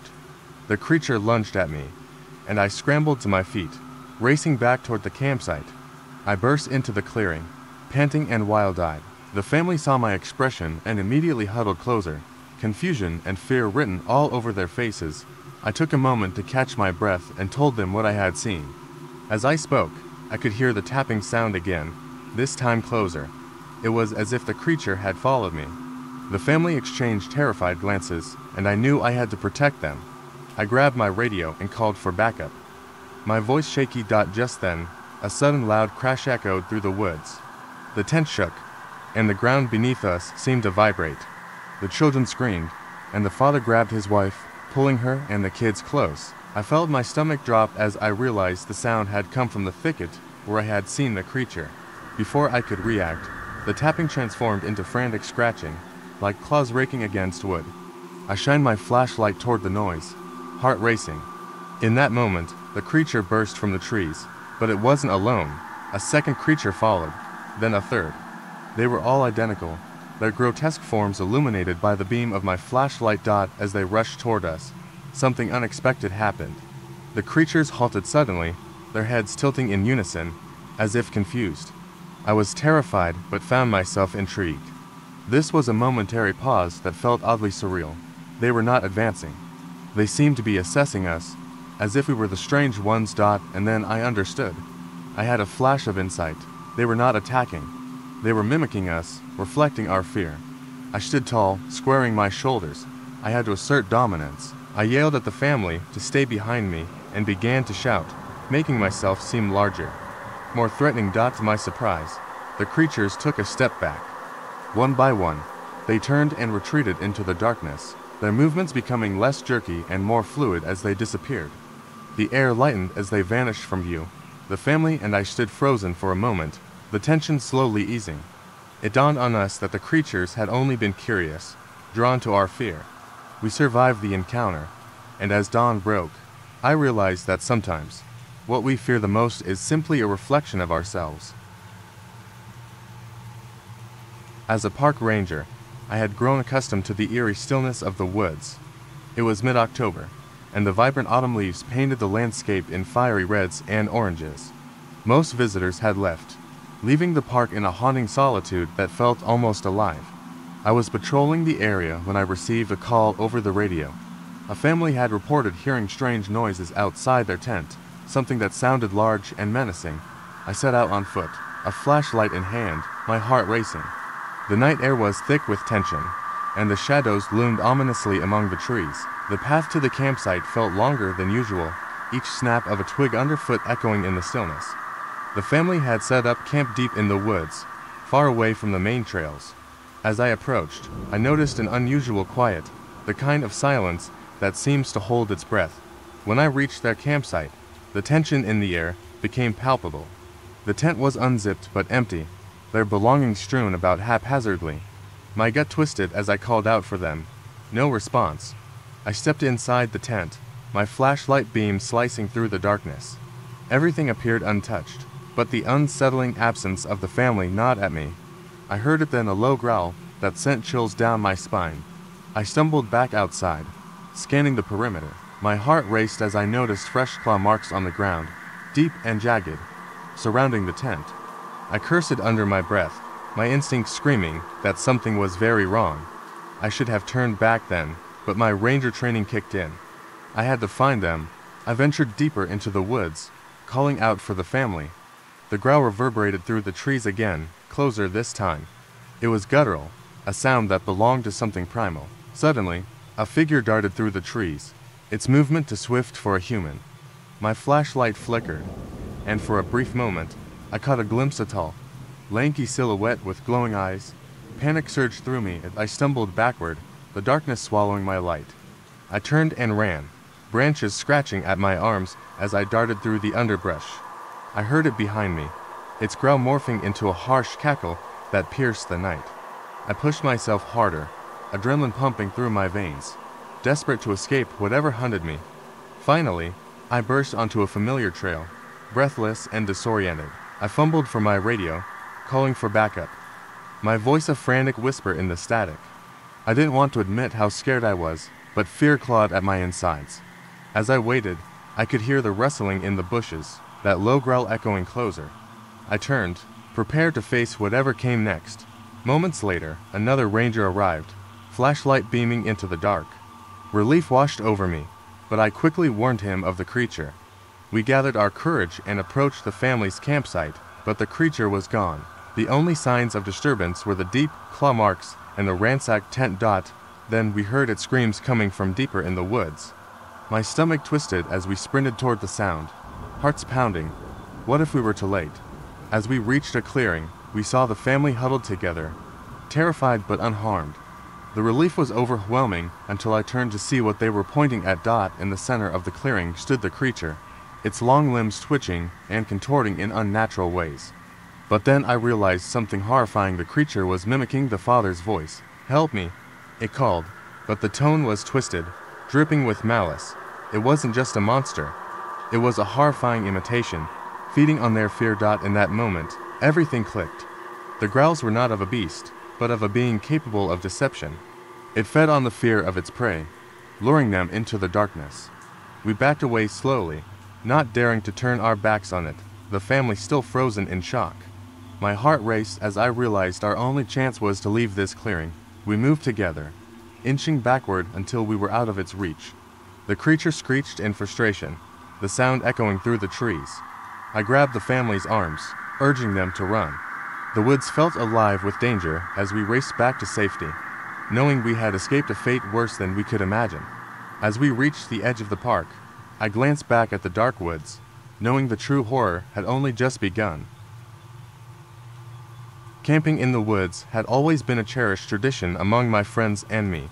This trip, however, felt different. The forest was eerily quiet, and even the usual sounds of crickets and rustling leaves were absent. We set up camp, four of us, Yena, Matt, Aaron, and I. As night descended, the atmosphere grew thick with an unsettling tension.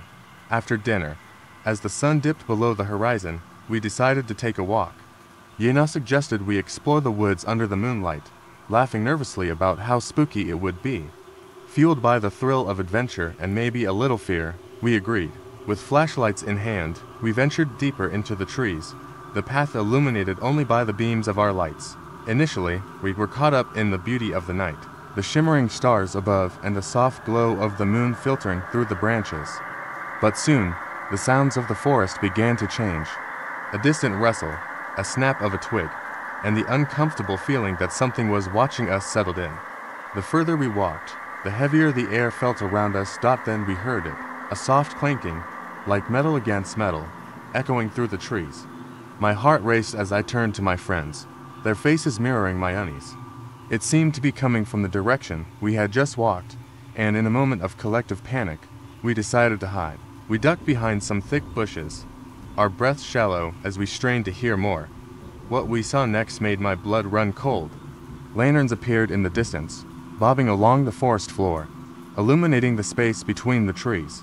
Figures emerged, draped in tattered white clothing, their faces hidden behind eerie masks that seemed to glow in the lantern light. Chains rattled as they walked, shackles on their wrists and ankles clanking with every step. The procession moved slowly, the figures gliding toward our hiding spot as if they were drawn by unseen force. My friends and I exchanged wide-eyed glances, a shared understanding of our predicament settling over us. We remained completely still, our hearts pounding in sync, the tension thick enough to slice through. As they passed, I could see their eyes, or rather, where their eyes should have been. The masks were hollow, devoid of any expression, and I felt an overwhelming urge to scream, but managed to suppress it. The figures moved with a haunting grace, and I wondered if they even knew we were there. They continued on, fading into the depths of the woods, leaving us shaken and terrified. We waited for what felt like an eternity before we dared to move. Finally, we crept back to our camp, only to find it in disarray. The tents were overturned, and the fire pit was smoldering as if it had just been extinguished. Fear twisted in my stomach as we approached the campsite. A cold breeze whispered through the trees, sending chills down my spine. I noticed something on the ground, half hidden by the leaves. As I got closer, my stomach dropped. Scrawled in the dirt was a message: "You should not have come here." We all froze, the weight of that ominous sentence hanging heavily in the air.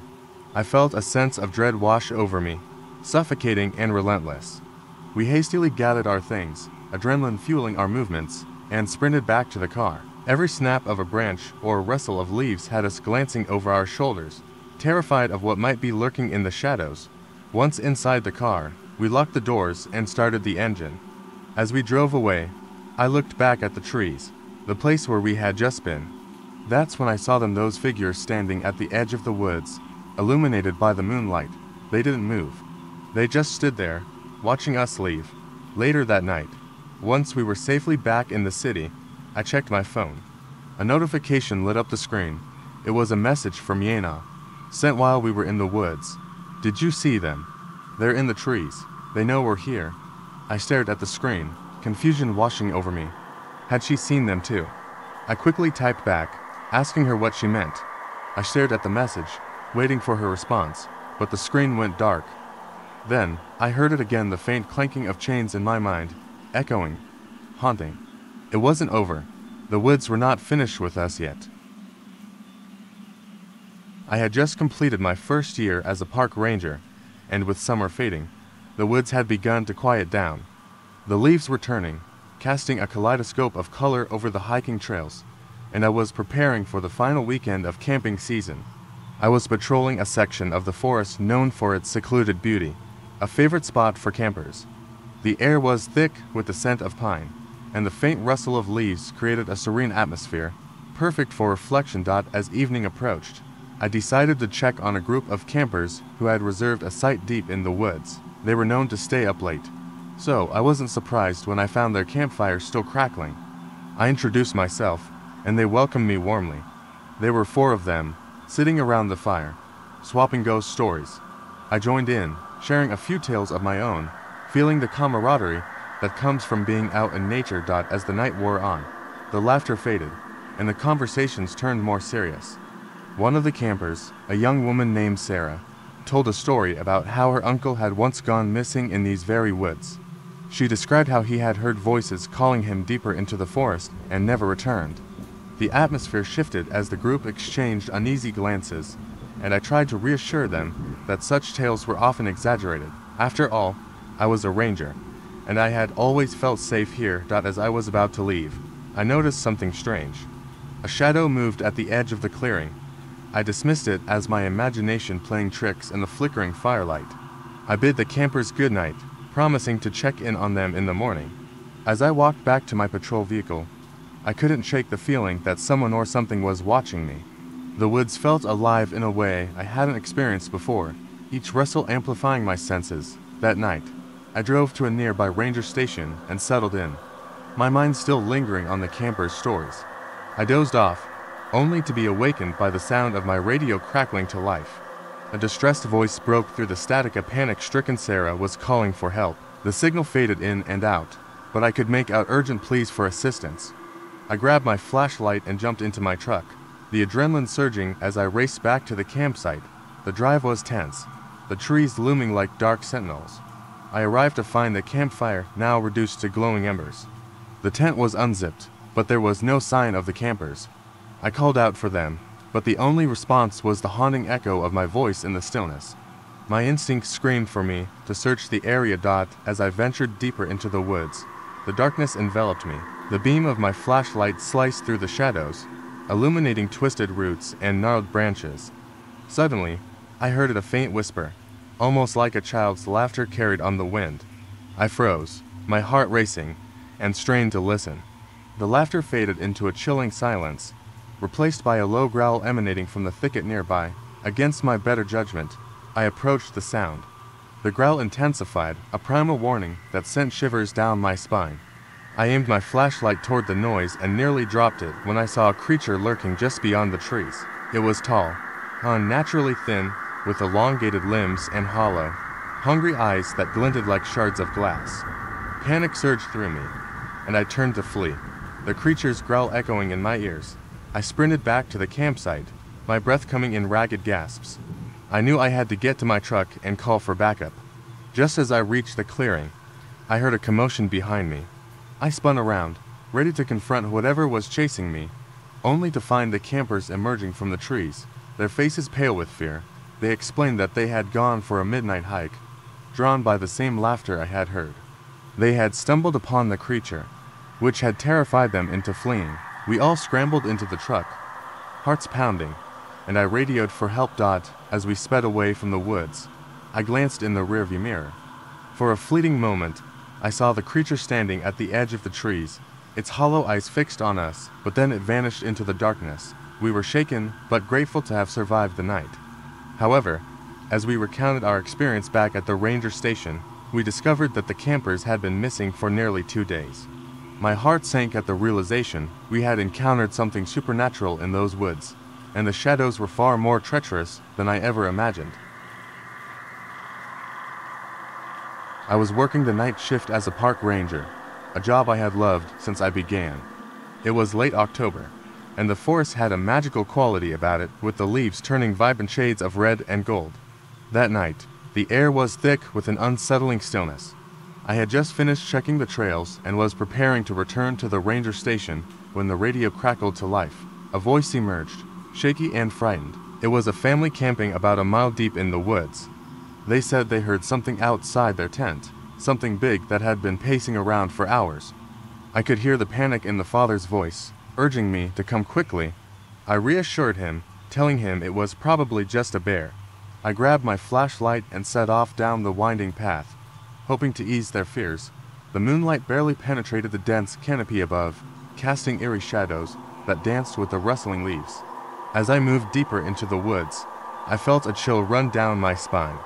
The sound of my boots crunching on fallen twigs was the only noise accompanying me. I turned on my flashlight, the beam cutting through the darkness, and I called out to the family as I approached their campsite.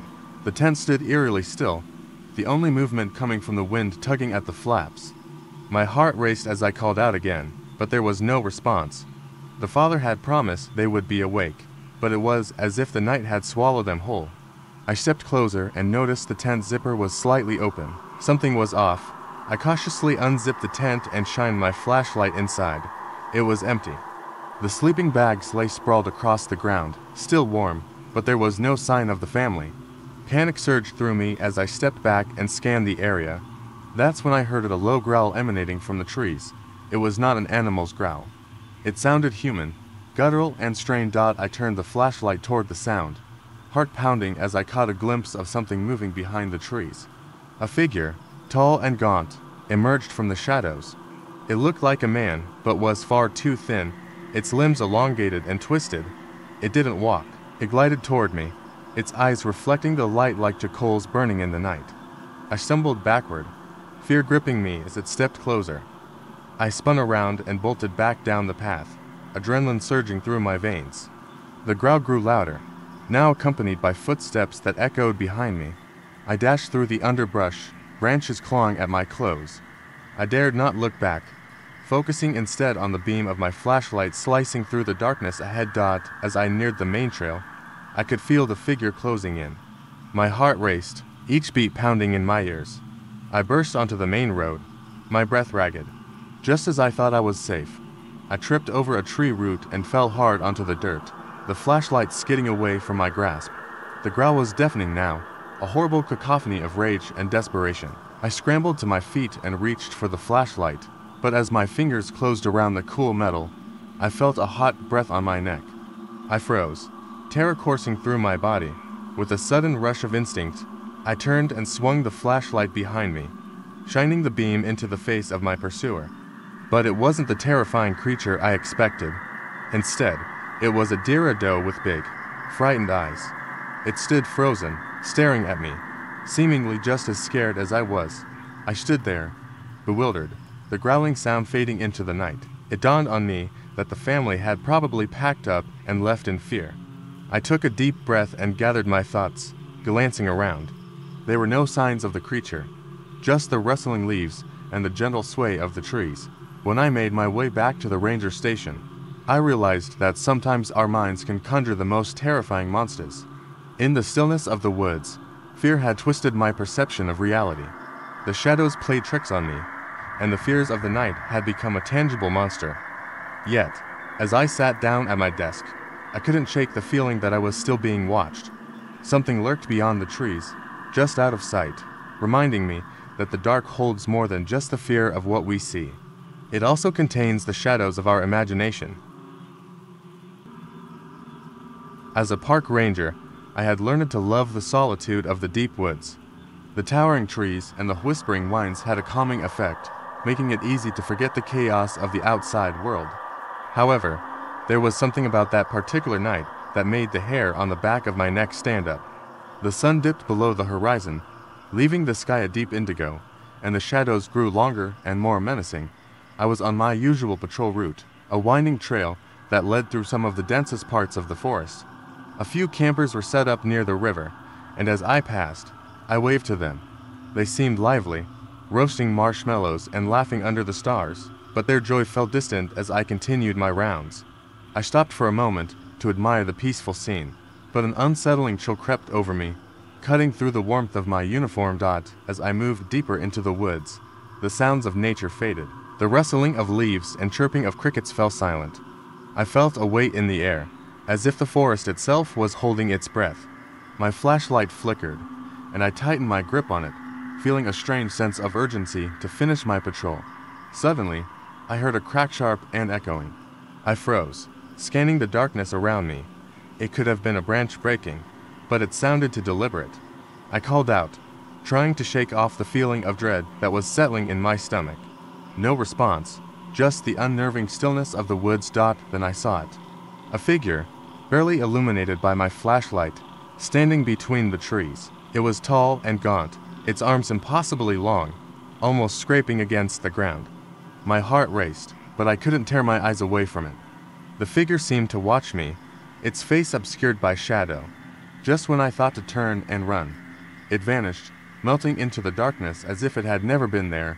I shook my head, trying to convince myself that it was just my imagination playing tricks. I continued along the trail, but the oppressive silence returned, heavier than before. I couldn't shake the feeling that I was being followed. I quickened my pace, adrenaline coursing through my veins. Minutes felt like hours as I made my way back to the campsite. When I finally arrived, the campers were gone, their fire reduced to smoldering embers. I scanned the area, calling out for them, but the only answer was the echo of my voice against the trees. Panic rose within me. Where could they have gone? As I moved closer to the river bank, I noticed something glimmering in the dying light. It was a small, metallic object, a keychain shaped like a bear. It didn't belong to me, and I had never seen it before. The realization sent a jolt of fear through me. I turned to head back to my truck, but a noise stopped me in my tracks. Laughter. It was distant and warped, almost childlike, but it made my blood run cold. I hesitated, torn between the instinct to flee and the responsibility to search for the campers. Following the sound, I ventured toward the river. The laughter grew louder, echoing through the trees, and my flashlight flickered again. In a clearing near the water, I saw them. The campers were standing in a circle, their backs to me, seemingly oblivious to my presence. Relief washed over me, but as I approached, I felt an unnatural chill. The laughter stopped suddenly, replaced by an eerie silence. I called out, but they didn't turn around. When I was close enough to see their faces, my heart dropped. They were smiling, but it was not the joyful smile of campers. Their eyes were vacant, as if they were in a trance. In that moment, the world around me shifted, and I realized they weren't alone. The tall figure I had seen earlier loomed behind them, its arms outstretched, almost cradling them in an embrace. Instinct kicked in. I shouted at them to run, my voice breaking through the silence. They snapped out of their stupor and turned to me, their eyes wide with fear. We bolted together, racing back through the trees, my flashlight flickering wildly. I didn't stop running until we reached my truck. I ushered the campers inside, still glancing back at the dark woods, half expecting the figure to appear again. I drove us out of the park in silence, my heart pounding in my chest. As we reached the edge of the forest, the air seemed to clear. The campers thanked me for saving them, but I couldn't shake the feeling that something had changed in them, that they had left a part of themselves behind in the woods. And even as I drove away, I knew the woods held their secrets tight, waiting for the next curious soul to wander too deep into their grasp. I had been a park ranger for just over a year, and it was a crisp October evening when I found myself on night patrol. The forest was alive with the sounds of crickets and the occasional rustle of leaves as the wind whispered through the trees. The moon hung low, casting an eerie glow that illuminated the path ahead. I loved this time of year. The air was cool, and the vibrant autumn colors made the woods feel alive. As I rounded a bend, my radio crackled to life. I heard the anxious voice of another ranger. He reported that a group of campers hadn't returned from their hike and were overdue. Concern flooded me as I noted the time. It was getting late, and the temperature was dropping rapidly. I assured him I would head out to look for them. With my flashlight in hand, I set off down the trail. The deeper I ventured into the woods, the more the world around me faded into shadows. I called out to the campers as I walked, hoping to hear a response, but the only reply was the haunting echo of my own voice. Suddenly, I heard something in the distance laughter. It sounded like it was coming from deeper in the forest. I quickened my pace, the sound of laughter growing louder as I moved closer. As I approached, I noticed something odd. The laughter had taken on an unsettling tone, almost mocking. I broke through the underbrush and stumbled into a clearing. My flashlight beam flickered over several tents set up in a semicircle, but the laughter had ceased. The clearing was empty, and the campers were nowhere to be seen. A chill crept up my spine. It felt as if the forest was holding its breath, waiting. I decided to check the tents. As I unzipped the flap of the first tent, my heart raced. Inside, it was just a mess of sleeping bags and camping gear. No sign of struggle, no indication anyone had been here recently. I moved to the next tent, and when I unzipped it, I was hit by a strange smell, something sweet and putrid. I froze. There was something off about the air. I looked around, feeling a deep sense of unease settle in. I scanned the clearing, trying to shake the feeling of being watched. The trees loomed tall and dark, and I could hear the soft rustling of leaves in the breeze. That's when I noticed a dark figure standing at the edge of the woods, partially hidden behind a tree. My pulse quickened, and I gripped my flashlight tighter. I called out, demanding to know who was there. The figure didn't move. I took a hesitant step closer, shining my light toward the figure. As I did, it stepped out from behind the tree, revealing itself. It was a person, but something was horribly wrong. Their limbs were contorted, and their eyes were wide and unblinking. A chill shot through me. This was not a camper. Just then, the laughter erupted again, this time much closer, echoing through the trees. It was a chorus of voices, high-pitched and mocking, like children playing a twisted game. I felt my heart race as the figure began to move toward me, its body swaying unnaturally. I stumbled back, my instincts screaming at me to run. As I turned to flee, I tripped over a root and fell hard to the ground. I scrambled to my feet and bolted back toward the trail, the laughter ringing in my ears. I could hear footsteps behind me, quick and light, as if they were chasing me. I burst out of the woods and onto the main path, gasping for breath. I ran as fast as I could, not daring to look back until I reached the ranger station. When I finally made it, I slammed the door behind me, locking it tight. I collapsed against the wall, trying to steady my racing heart. My radio crackled again, pulling me from my panic. The other ranger's voice cut through, frantic and desperate. He had found the campers huddled together in their tents, but they were terrified and refusing to come out. They had heard the laughter too, but it had stopped as soon as they entered the tents. I felt a chill wash over me. As I relayed what I had seen, I looked out the window into the dark woods. The laughter started again, echoing from the trees, and I realized with horror that the campers had been lured away. Whatever had been in the woods wasn't finished with us yet.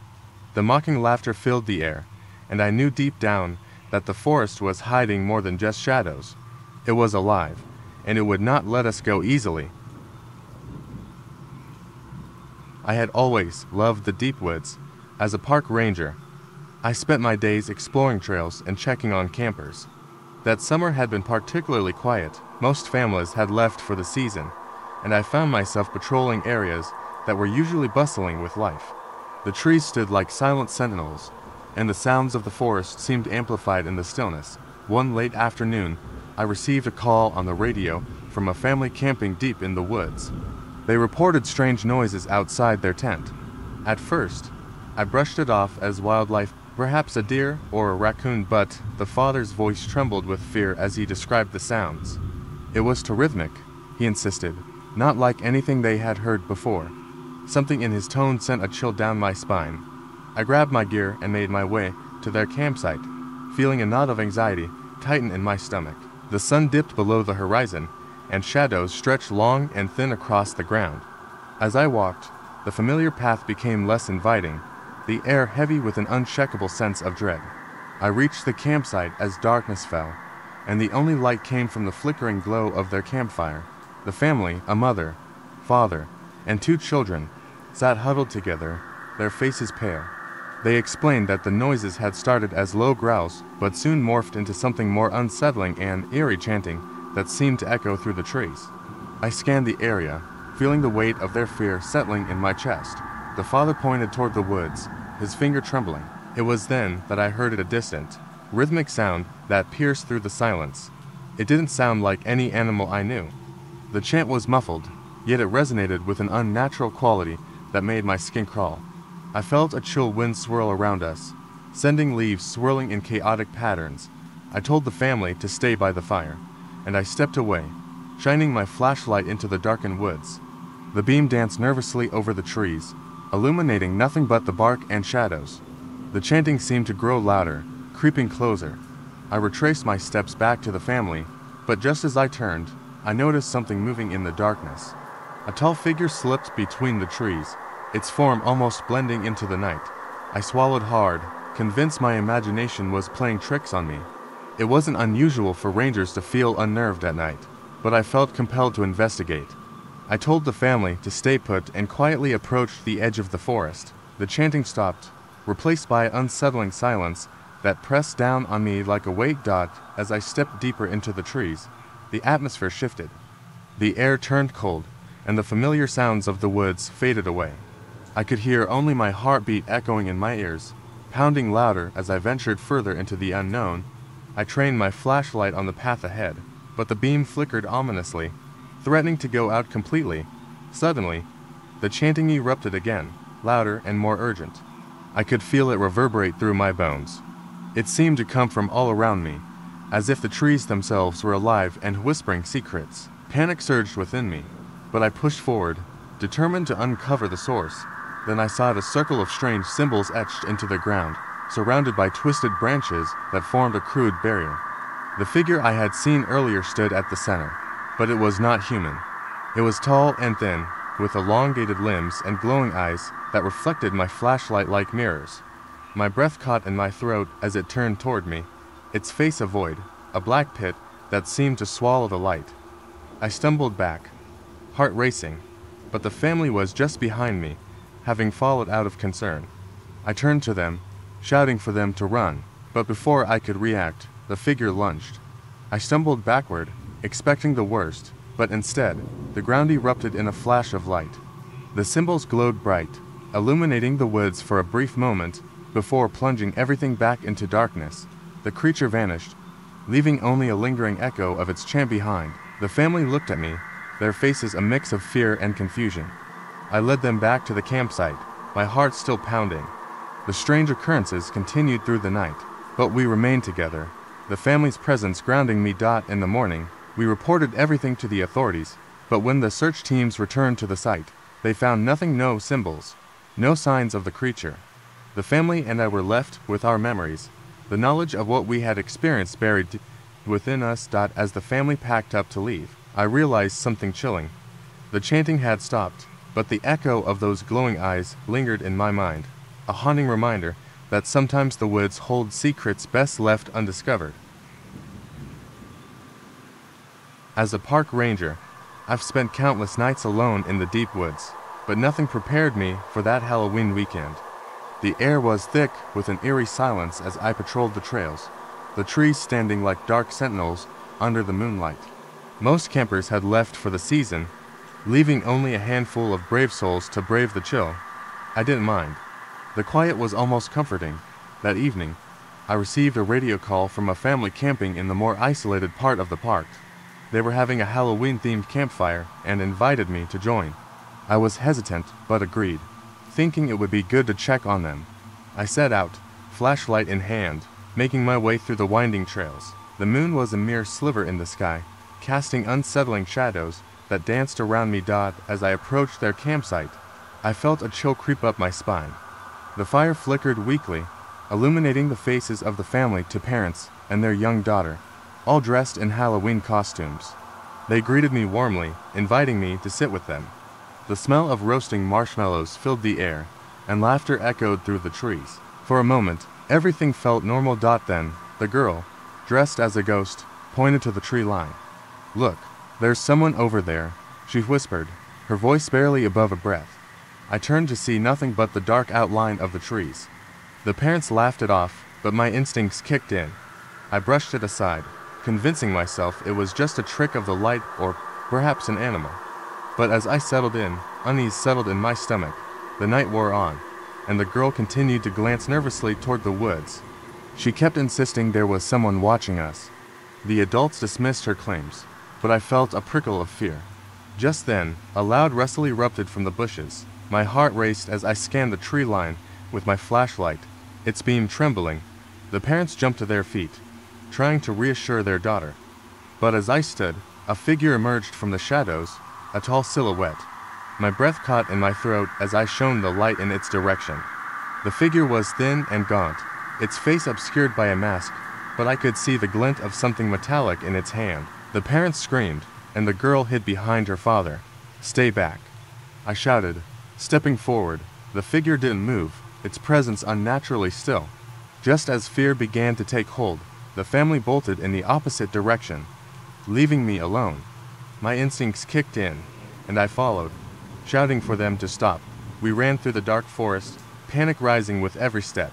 I could hear the figure following us, its footfalls light yet relentless. I couldn't shake the feeling that it was toying with us, waiting for the right moment to strike. The path twisted and turned, and I began to lose my bearings. The woods felt alive, branches reaching out like claws as we hurried through the underbrush. Suddenly, we burst into a small clearing, the moonlight illuminating our frantic faces. The parents were panting, the little girl crying. Just then, the figure emerged behind us, and I instinctively stepped in front of the family. I was ready to confront whatever horror this was when, without warning, the figure reached up and pulled off its mask. To my disbelief, it was a fellow park ranger I worked with, wearing a goofy smile and holding a fake axe.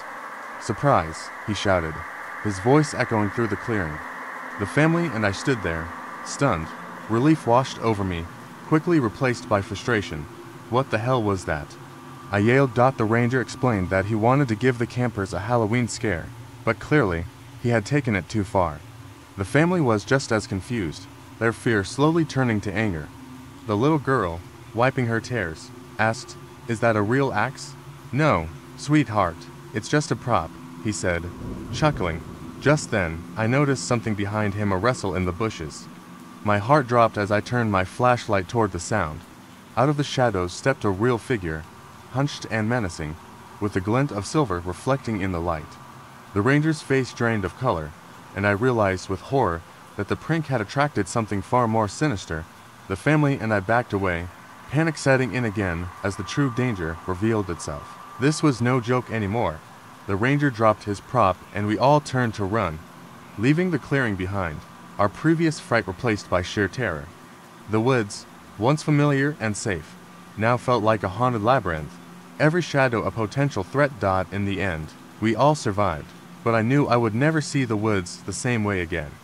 The night had started with a scare, but had turned into something real and terrifying. It reminded me that sometimes, the things that go bump in the night are not just figments of our imagination, and the woods hold secrets that should remain undisturbed. Camping was supposed to be a fun getaway for my friends and me. We were excited to escape the city, seeking adventure in the heart of nature. We hiked deep into the woods, setting up our tents by a small lake, the water shimmering under the fading sunlight.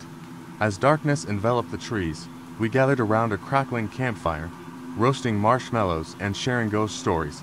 I felt a little mischievous, so I brought along a pack of mushrooms.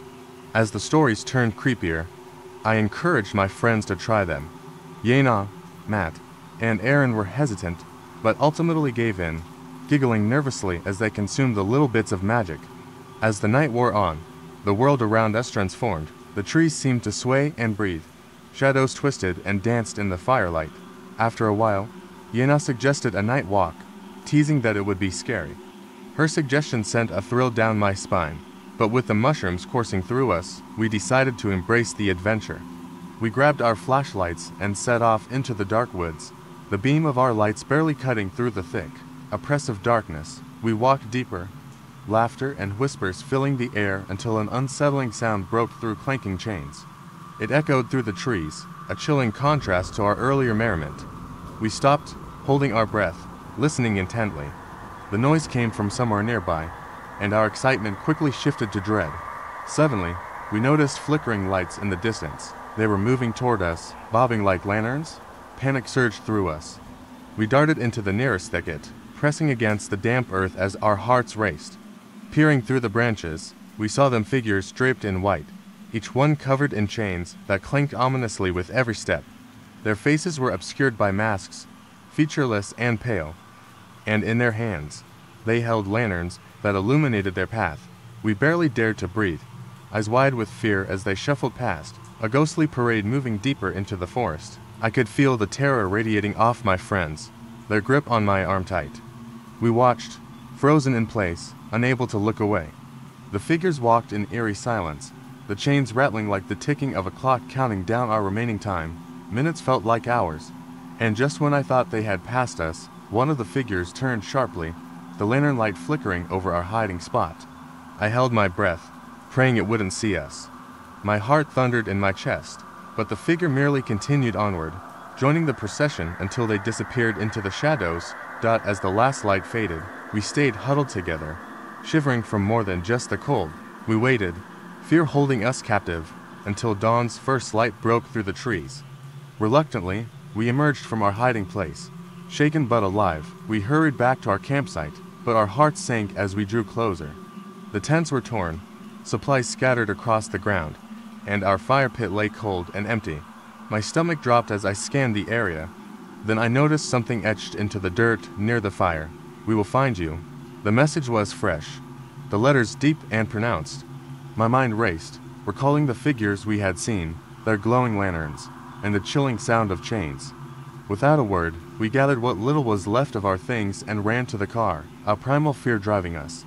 The forest felt alive, as if it were watching us, and the trees seemed to lean closer as we dashed down the path. We jumped into the car, and I fumbled with the keys, my hands shaking. Finally, the engine roared to life, and we sped away, not daring to look back. Months later, we tried to laugh off the incident, dismissing it as a wild camping trip that had gone too far. But sometimes, late at night, I would hear faint clanking in the distance, and I couldn't shake the feeling of being watched. One evening, while scrolling through social media, I came across a post about a group that had gone missing in those very woods, their last known location eerily close to where we had camped. Suddenly, it all clicked. I shuddered, realizing that the figures we had seen were not just part of the mushrooms. They were the very reason we had run. The reason we never returned. As I lay in bed that night, the faint sound of chains echoed in my mind, and I understood. The forest had not let go of its secrets, and somewhere, those figures were still out there, waiting. Camping has always been my favorite way to unwind. So, when a few friends and I decided to spend a weekend in the woods, I was thrilled. We found a secluded spot deep in the forest, far from the noise of civilization, and set up camp as the sun dipped below the horizon. The evening air was crisp, filled with the scent of pine and the sound of crackling leaves beneath our feet. As night fell, we gathered around the campfire, roasting marshmallows and sharing ghost stories that made us all shiver. As the stories got darker, a chill settled over the group. My friend Mia suggested we take a walk through the woods to embrace the eerie atmosphere. She grinned mischievously, claiming it would be fun to get scared together. I felt a surge of apprehension, but also excitement. So, we decided to go. We grabbed our flashlights and set off, the beam of light cutting through the darkness. The forest was alive with sounds: the rustling of leaves, the distant call of an owl, and our own laughter echoing between the trees. As we walked deeper into the woods, we started to hear something unusual. It was faint at first, a low clanking sound, like chains dragging across the ground. We paused, exchanging nervous glances, but brushed it off as part of the forest symphony. Then we saw them tiny lights flickering in the distance. At first, they looked like fireflies, but as we approached, the lights grew larger and more distinct. Panic set in as the clanking grew louder, and it felt like the air around us thickened with unease. We decided to hide behind a cluster of bushes, hearts racing and breathless. Peering through the leaves, we saw figures emerging from the trees, each holding a lantern. They were dressed in tattered clothing, their faces obscured by dark hoods. The chains wrapped around their bodies rattled as they moved, creating an unsettling rhythm that sent shivers down my spine. My mind raced with questions: who were they? What did they want? The figures marched slowly past our hiding spot, their lanterns casting flickering shadows that danced eerily on the trees. I could barely breathe, my heart pounding in my chest. Just as I thought I might burst from the tension, one of the figures turned its head toward us. The hood shifted slightly, and for a moment, I thought I saw a flash of pale skin beneath the darkness. My body tensed, and I could hardly suppress a gasp. But instead of approaching us, they continued on their path, vanishing deeper into the woods. We stayed hidden for what felt like hours, terrified to move. When we finally mustered the courage to leave our hiding spot, we quickly made our way back to the campsite, the panic still coursing through our veins. The fire was still crackling, but the atmosphere had changed. It felt heavier, as if the woods themselves were holding their breath.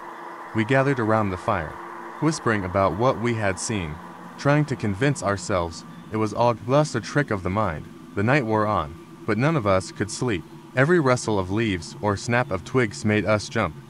Finally, as dawn approached, we decided to pack up and leave.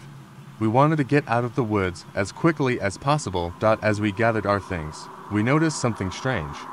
The area around the fire pit was disturbed, as if something had been dragged through the dirt.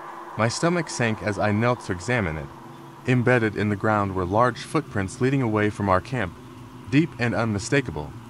Then, I spotted something glinting near the edge of the firelight. I reached down and pulled out a small, rusted key. Confusion washed over me. What was it doing there? As I turned it over in my hand, the light caught an engraving on the side, the same twisted symbol that had adorned the lanterns of those figures we saw in the woods. Suddenly, a loud crack sounded behind us. We whipped around to see a tree branch falling to the ground, and at that moment, we all felt a cold breeze that seemed to whisper through the trees. We didn't waste another second. With our hearts pounding, we raced to the car, adrenaline fueling our escape. I glanced back one last time at the woods, an unsettling feeling settling deep in my gut. What had we stumbled upon? We drove away, vowing never to return, but the key remained with me. I still wonder who those figures were and what they wanted. Sometimes, late at night, I hear the clanking of chains echoing in my mind, a reminder that some secrets of the woods are best left undiscovered. It was supposed to be a fun weekend camping trip with friends, a chance to disconnect from the world and reconnect with nature. We drove deep into the woods, far from any civilization, surrounded by towering trees and the chirping of crickets. The sun hung low in the sky as we set up our tents, laughing and joking as we prepared for a night under the stars. As darkness fell, we gathered around the campfire, roasting marshmallows and sharing ghost stories. The air was thick with the smell of smoke and pine, and our laughter echoed in the stillness of the forest. As the fire crackled, Yena, always the adventurous one, suggested we take a night hike to explore the area. We hesitated for a moment, glancing at the dense blackness beyond our campfire's glow. But her enthusiasm was infectious. With flashlights in hand, we set off into the woods. The deeper we ventured, the more the atmosphere shifted. The playful sounds of our camp faded, replaced by an eerie silence that seemed to absorb even our whispers. I could feel the chill in the air, a shiver creeping up my spine, but I brushed it off as excitement. Yena led the way, her flashlight beam darting across the trees, illuminating the twisted roots and gnarled branches. The darkness felt alive, watching us as we walked. Suddenly, I heard a faint sound, a strange rustling in the underbrush behind us. I turned, peering into the dark, but saw nothing. The others seemed oblivious, too caught up in their conversation. I hurried to catch up, shaking off the unease. But as we continued deeper into the forest, the rustling returned, louder this time, like something was following us. My heart raced, and I called out to the group, but my voice wavered. They paused, and Yena turned, her face illuminated by the flashlight, concern etched on her features. "What's wrong?" she asked, her voice steady but low. I hesitated, unsure if I should share my paranoia. "I think something's out there," I said, forcing a laugh to mask my fear. Just then, we all heard a loud clank, metal against metal, echoing through the trees. The laughter died in our throats, replaced by a shared glance of dread. Yena shone her flashlight toward the sound, revealing a shadow moving between the trees, but it was gone before we could make out what it was. Panic rose in my chest as the chains rattled again, and we exchanged terrified looks. "Let's go back," Matt said, his voice barely above a whisper. Nods of agreement followed, and we turned, but before we could take a step, the rustling intensified, and a series of lights appeared in the distance, moving slowly toward us. Lanterns bobbed along the forest floor, casting an eerie glow on the trees. I could feel my heart pounding in my ears. We ducked behind a thick bush, pressing against each other in fear. From our hiding place, we watched as figures emerged from the shadows. They were draped in white cloth, their faces obscured by grotesque masks, each carrying a lantern that flickered ominously. My stomach churned as I counted at least 10 of them, marching in eerie synchronization, chains rattling around their ankles. "What the hell are they?" Aaron muttered, eyes wide. I had no answer, but a chilling fear coursed through me. The figures continued past us, their footsteps muffled by the underbrush, the light from their lanterns flickering ominously. We held our breath, waiting for what felt like an eternity, until they finally vanished into the darkness. Once we were sure they were gone, we scrambled back to camp, adrenaline fueling our movements. As we arrived, our relief turned to horror. Our campsite was ransacked, tents overturned, the fire extinguished, and the food scattered. But it was what lay on the ground that made my blood run cold. In the dirt, words were etched with something sharp. "We know you're here." Screams of panic erupted from my friends as we grabbed what we could, the realization of our vulnerability sinking in. We bolted to the car, frantically packing our belongings, hearts racing with terror. But just as we were about to leave, Yena screamed again, pointing into the woods. There they were, those same figures, standing at the edge of the tree line, lanterns glowing in the dark. I slammed the car door, my breath coming in ragged gasps. We drove away, leaving the horrors behind, but as we passed the edge of the forest, I caught a glimpse of one of the figures standing among the trees, its mask staring blankly at us, lantern held high, as if to say we were never truly alone. Even now, I can't shake the feeling that those masked figures are still out there, waiting in the dark. The sun had set behind the trees, casting long shadows over the campsite as I finished my rounds. As a park ranger, I often patrolled the woods at night, but something about this evening felt different. The air was thick, and the wind whispered through the branches like an ominous warning. It was late October, and the chill in the air hinted at winter's approach. I was on my way back to the main office when I heard a faint, desperate cry echoing through the woods. It was unlike any animal call I had ever heard. I froze, straining my ears to catch it again. There it was, a chilling scream followed by a rustling in the bushes nearby. My instincts kicked in, and I grabbed my flashlight, turning toward the sound. I had always been taught to investigate, to help anyone in trouble. I began to walk slowly toward the noise, each step filled with uncertainty. As I moved deeper into the trees, the darkness enveloped me, and my flashlight beam flickered against the trunks. The scream came again, more frantic this time, urging me to hurry. I rounded a large oak and found myself at a small clearing. In the center was a campsite with a flickering fire, its warmth contrasting sharply with the chill in the air. I stepped closer, my heart racing as I called out to see if anyone was there. "Hello, is anyone there?" No answer. The campsite was empty, the tent still pitched, and the fire crackling quietly.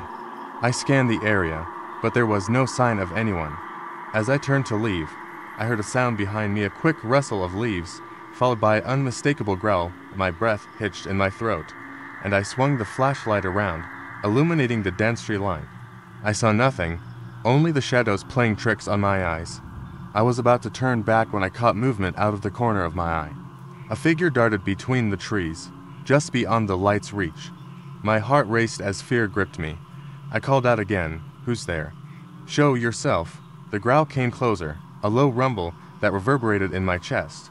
I felt a surge of adrenaline, and against my better judgment, I followed the sound. I stepped cautiously toward the trees where I had seen the figure, every instinct telling me to turn back. As I reached the edge of the clearing, I spotted a flash of white, a shirt or a jacket vanishing deeper into the woods. I called after it, but there was only silence. Then, I noticed something on the ground, a child's teddy bear, its button eyes staring up at me, unblinking. My stomach twisted, a chill ran down my spine. Where had the child gone? Before I could dwell on the bear, the growl returned, this time much closer. I felt the hairs on the back of my neck stand up. My flashlight flickered, and the beam caught something moving in the darkness. A large figure emerged from the shadows, its form grotesque and misshapen. I stumbled back, my heart pounding in my ears. It was a man, but not just any man. His limbs were elongated, and his skin appeared stretched over his bones. He grinned at me, revealing rows of jagged teeth, the moonlight glinting off them. He raised a hand as if to wave, but it was all wrong. I turned and ran, adrenaline propelling me through the trees. I could hear him behind me, his laughter echoing through the woods, sending ice through my veins. The path was familiar, but the fear twisted my perception. I raced past the empty campsite, barely glancing back, praying I could reach the main office. Just as I broke through the trees, I stumbled onto the gravel road, gasping for breath. I turned to look back, expecting to see the twisted figure closing in on me. But the woods were quiet again, as if nothing had ever happened. The campsite remained untouched, the fire still crackling softly. I made it back to the office, heart pounding, ready to call for help, but as I reached for the door, I froze. In the office window stood a child, her face pale and expressionless. It was the same girl whose teddy bear I had found. She raised her hand and pointed at me, her finger tracing a line from my chest to her throat. "Help us," she whispered, her voice barely a breath. My blood ran cold as I realized the truth. The man I had seen was not just a creature. He was a part of something much darker. I turned to run again, but the door slammed shut behind me, locking me inside with the specter of the forest's lost souls. It was supposed to be a relaxing weekend in the woods with friends. We had planned this camping trip for weeks, a chance to escape the chaos of daily life. I drove us deep into the forest, the road narrowing until it became a mere trail. The trees towered over us, their leaves whispering secrets in the wind. As we set up camp, the sun dipped below the horizon, leaving an eerie twilight that seemed to cloak the world in mystery. After a hearty dinner, we gathered around the fire, sharing stories and laughter. The flames danced, illuminating our faces and casting long shadows on the trees. My friends, Yena, Matt, and Aaron, were all in high spirits, but I felt a strange unease creeping in. The woods were too quiet, too still, as if they were holding their breath. Yena suggested we go for a night hike. She had a way of always being the bravest among us, and her enthusiasm was infectious. Reluctantly, we agreed, grabbing our flashlights and venturing into the darkness. The beam of light illuminated the narrow path ahead, but the darkness quickly swallowed everything beyond. As we walked, the sounds of the forest seemed to fade, replaced by an oppressive silence that gnawed at the edges of my mind. About a half-mile in, we heard it, a low, rhythmic sound, like something heavy being dragged across the ground. It stopped us in our tracks. My heart raced, and I exchanged nervous glances with my friends. Matt suggested we investigate, and against my better judgment, we moved toward the sound. As we crept through the underbrush, we stumbled upon a clearing. What we saw made my blood run cold. There, in the center, were chains linked to a massive tree stump. The chains were rusted and old, and next to them lay a small lantern flickering weakly. Panic surged through me, but before I could suggest we turn back, we heard a faint whisper, like a voice carried on the wind. We strained to listen, and then we saw them. Figures appeared at the edge of the clearing, cloaked in shadow, moving closer. Their faces were hidden beneath hoods, and they were holding lanterns. A chill ran down my spine as I realized they were dragging chains behind them. The same sound we had heard moments before. We froze, hearts pounding, as they approached the lantern. There were at least 5 of them, silent and ominous, and I could feel a primal urge to run. Yena, however, whispered for us to stay hidden. My instincts screamed for me to flee, but the combination of fear and curiosity rooted me in place. Suddenly, one of the figures turned sharply, shining a lantern in our direction.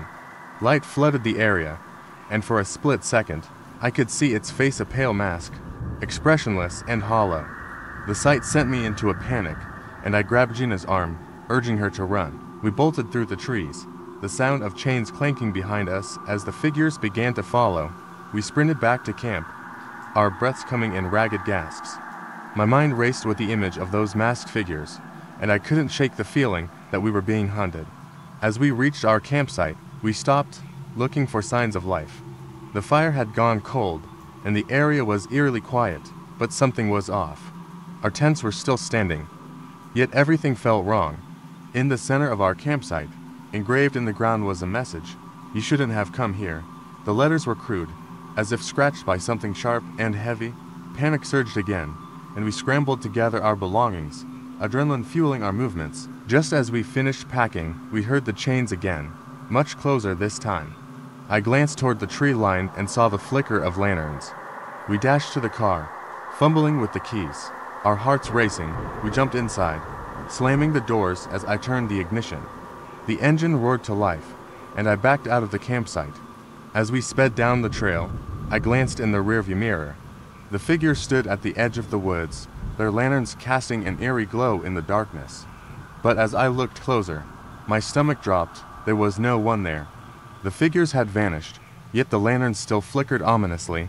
The realization hit me like a cold wave. We weren't running from something in the woods. We had been lured here, and now something had marked us, watching from the darkness. The sense of dread settled in as we drove away, knowing we would never return to those woods again. We were excited for our weekend camping trip, the four of us eager to escape the grind of everyday life.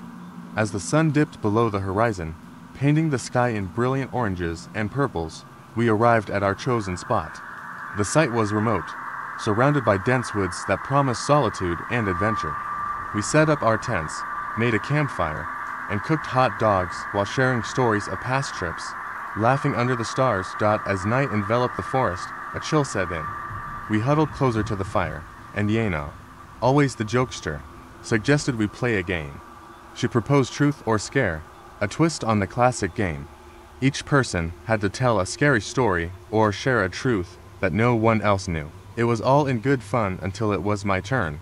With the fire crackling and shadows dancing around us, I began to tell the tale of a local legend, an old park ranger who vanished in the woods decades ago. They say he was searching for something he never found, and on moonless nights, you can still hear his chains rattling as he roams, looking for anyone who dares to camp in his territory. As I spoke, I noticed a flicker of unease in my friend's eyes, but I brushed it off, attributing it to the spooky atmosphere. After my story, we decided to take a short hike before bed. The darkness pressed in around us, the trees towering like silent sentinels. We laughed nervously, trying to keep the mood light, but the deeper we ventured into the woods, the more the sounds of nature seemed to fade. It was eerily quiet, and I felt a knot of anxiety tighten in my stomach. Suddenly, from somewhere in the darkness, we heard a distinct clanking sound, like metal against metal. My heart raced as we stopped in our tracks, exchanging worried glances. It echoed through the trees, louder now, like chains being dragged across the ground. Gina's face turned pale, and I could see her grip tightening around the flashlight she held. "Let's get back to camp," I suggested, trying to sound calm. We turned to retrace our steps, but the clanking grew louder, more frantic. Panic surged through us, and we broke into a sprint, the beam of our flashlights bobbing erratically as we stumbled through the underbrush. I could hear my friends gasping behind me, their breaths coming in quick bursts. Then we saw lights, flickering in the distance, moving slowly toward us through the trees. They were lanterns, glowing eerily in the dark. My instinct screamed to run, but curiosity held me in place for a moment too long. I wanted to see what was coming. The lanterns approached, revealing figures shrouded in shadows, their faces obscured by dark hoods. "Hide," I shouted, and we dove into the nearest thicket, hearts pounding in our chests. We crouched low, the clanking chains now deafening. Through the gaps in the bushes, we watched as the figures moved closer, each one carrying a lantern that illuminated their strange, unnatural movements. I felt a cold sweat trickle down my back. They walked in a slow, deliberate line, each step synchronized, and I could see that they were bound together by chains. My blood ran cold as the realization hit me these weren't just people. They looked like some kind of ghostly procession. As they passed, I caught a glimpse of their faces, hidden behind the hoods but pale and sunken, as if they had emerged from a grave. Then, suddenly, they stopped. One of them turned, their lantern light sweeping across the bushes where we hid.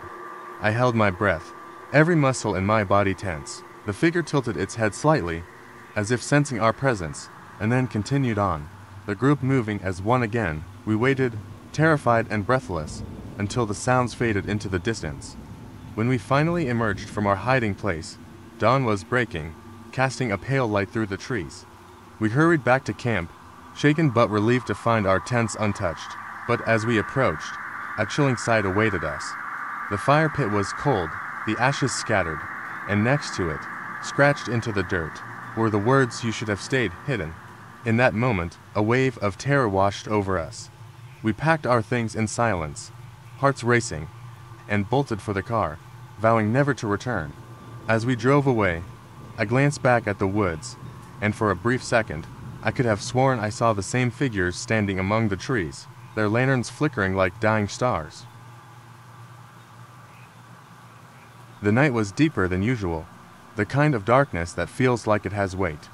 As a park ranger, I had spent countless nights in the woods, patrolling the trails and ensuring campers were safe. But this evening felt different. A chill ran through the air, making my skin prickle. The trees loomed above me like ancient giants, their branches twisting into unnatural shapes against the moonlight. Earlier in the day, a family had set up camp near the lake. They were a cheerful group, chatting and laughing as they roasted marshmallows. I'd stopped to make sure they were aware of the park's safety rules, especially about keeping food secure from wildlife. Little did I know that this simple encounter would haunt me. As darkness enveloped the forest, I began my usual rounds. The sounds of the woods were all too familiar: the rustling leaves, the distant hoots of owls, the occasional crack of a twig underfoot.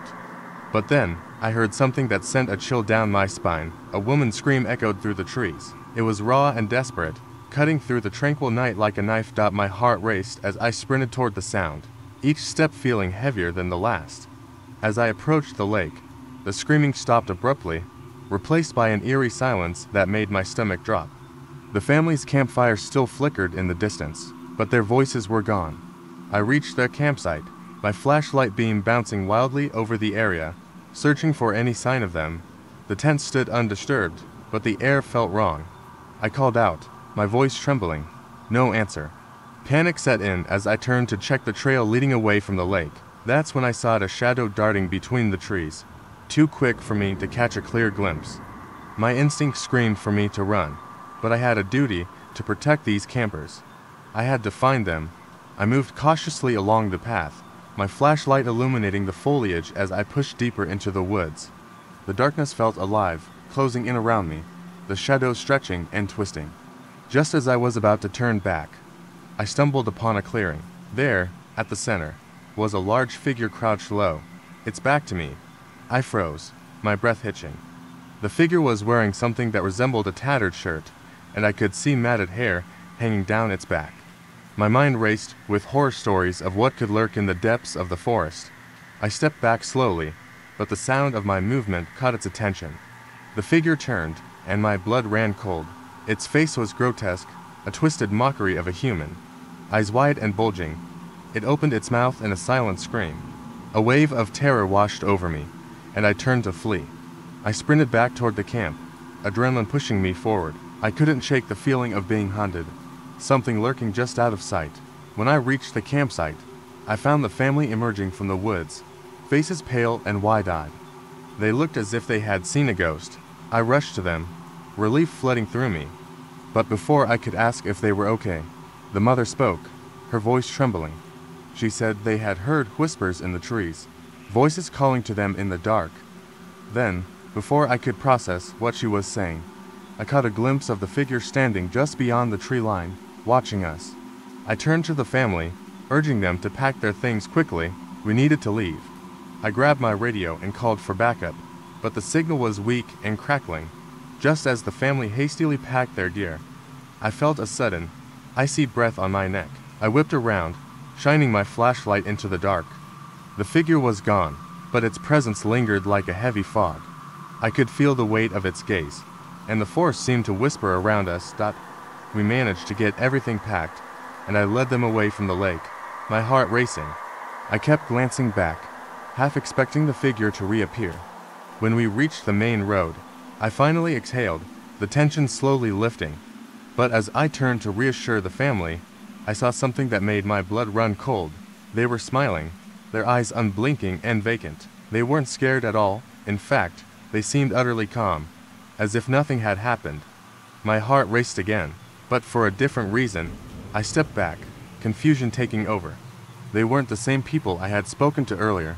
The woman tilted her head, her grin widening, and whispered, "You shouldn't have come looking for us." The forest felt alive around me, pulsing with something dark and sinister. I stumbled backward, realizing that the woods had claimed them as its own. As I turned to run, the laughter of the family echoed behind me, a haunting reminder of what had happened in those deep woods. As a park ranger, I had seen my share of odd things in the deep woods, but nothing prepared me for the night of the storm. It was late October, and the trees had shed most of their leaves, leaving the forest eerily bare. The air felt thick with anticipation as I patrolled the campground, the wind rustling the branches overhead like whispers of a forgotten language. I had just finished my usual rounds when the first raindrops began to fall. I headed back to my truck, ready to ride out the storm. That's when I received the radio call. A family had set up camp in a remote area, and they reported strange noises coming from the woods. Their kids were terrified, and the father asked for someone to check it out. I hesitated. I knew that area was notoriously isolated. Still, I felt a duty to help Dot with the rain now pouring. I drove as far as I could on the muddy trail, parking a good half-mile from their campsite. The light from my flashlight flickered in the dark, illuminated only by the occasional crack of lightning.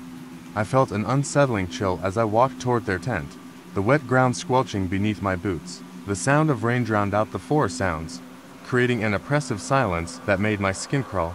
Upon reaching the campsite, I called out to them. No answer. I peered into the tent, half expecting to see the family huddled inside. It was empty. The sleeping bags were neatly arranged, their backpacks untouched. A cold shiver ran down my spine. I stepped back, scanning the area, when I heard a low, guttural growl emanating from the nearby thicket. Adrenaline surged through me, but I couldn't abandon my duty. I called out again, asking if anyone was there. Silence hung in the air, heavy and suffocating. Just as I turned to leave, I saw movement from the corner of my eye. A figure, tall and slender, stood at the edge of the trees, barely visible in the shadows. It didn't look human. The figure stepped closer, and my heart raced as I tried to make out its features. It was all wrong to tall, limbs elongated, and its skin glistened like wet bark. I stumbled back, my instincts screaming at me to run, but I knew I couldn't leave without confirming the family's safety. I took a deep breath, squaring my shoulders, and shone my flashlight in its direction. The beam of light cut through the darkness, revealing not one figure, but several shadows shifting just beyond the trees, their eyes glowing like embers in the night. I felt a rush of panic as I realized they were closing in on me, the growling growing louder. It was a sound unlike anything I had ever heard, a chilling mix of anger and desperation. I turned and ran, my boots slipping on the wet ground, my breath coming in sharp gasps. I darted through the trees, branches whipping against my face. I could hear them behind me, their movements swift and unnatural, and I pushed myself to go faster, fueled by sheer terror. As I burst back onto the main trail, the growling ceased. I stopped, panting heavily, glancing back into the woods. The darkness loomed silent, as if nothing had ever been there. I fumbled for my radio, my hands shaking. Just as I was about to call for help, I caught sight of a flicker of movement in the trees. It was then that I saw them. The family I had come to find was standing just at the edge of the clearing, staring at me with wide eyes. They were unharmed, but their faces were pale, their expressions frozen in fear. I rushed over, relief flooding my chest. I asked what had happened. The father shook his head, his voice trembling. They had been hearing strange noises all night, but when they stepped out of the tent to investigate, they saw something in the shadows watching them. They didn't know what it was, but it terrified them into staying inside. As we gathered around my truck, the father suddenly pointed behind me. I turned slowly, dread washing over me. Just beyond the trees stood the figure again, but this time it was smiling, a twisted grin splitting its face. My heart dropped as the realization hit me. It had been playing with us, waiting for the right moment to strike.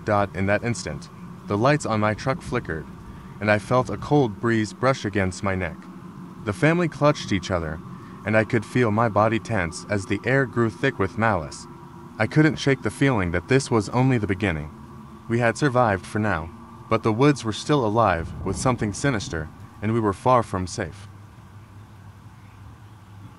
I had been a park ranger for a few years, spending countless nights in the woods and feeling a sense of peace in the rustling leaves and the sounds of nature. But that October night, everything changed. The sky was dark, thick clouds cloaking the moon, and the air was heavy with an unsettling stillness. As I patrolled the trails, the crunch of leaves under my boots was the only sound, making me hyper-aware of my surroundings. I was nearing a remote campsite when my radio crackled to life. A distressed voice came through. A group of campers had reported hearing strange noises outside their tents. The father insisted it sounded like someone or something was moving around their campsite, heavy footfalls and a low growl. I tried to calm him down, assuring him that it was probably just a bear, but I could hear the fear in his voice. After gathering my gear, I set off toward the campsite. The path was winding and overgrown, making it hard to see far ahead. With my flashlight cutting through the darkness, the trees cast long, eerie shadows that danced around me. The hairs on the back of my neck prickled as I pressed forward, the feeling of being watched creeping in. When I finally reached their campsite, the first thing I noticed was the unsettling silence. I called out, but there was no response. I stepped closer and found the tent zipped up tight, a warning sign that sent a chill down my spine. I unzipped the door and peeked inside. It was empty, the sleeping bags neatly arranged as if no one had ever been there. My heart raced as I turned to look around the campsite. Suddenly, I heard a rustling noise from the bushes nearby. I whipped around, my flashlight beam cutting through the darkness. There, just beyond the tree line, I saw a figure. It was tall and unnaturally thin, moving with a jerky, unsettling gait. I called out, trying to sound authoritative, but my voice cracked. The figure stopped and turned its head slowly, revealing hollow, black eyes that seemed to absorb the light. I stumbled back, adrenaline surging through me. I remembered my training and reached for my radio, but the words got stuck in my throat. The figure didn't advance. It simply stood there, watching me. The woods around us felt like they were holding their breath, the air thick with anticipation. I turned and sprinted back down the path, my mind racing. I could hear branches snapping behind me and the sound of something following, moving faster than it should have been. As I ran, I could feel the weight of the woods pressing in on me, the trees towering like sentinels. I burst out onto the main trail and didn't stop until I reached my truck. I fumbled with the keys, hands shaking, and finally got inside, slamming the door shut.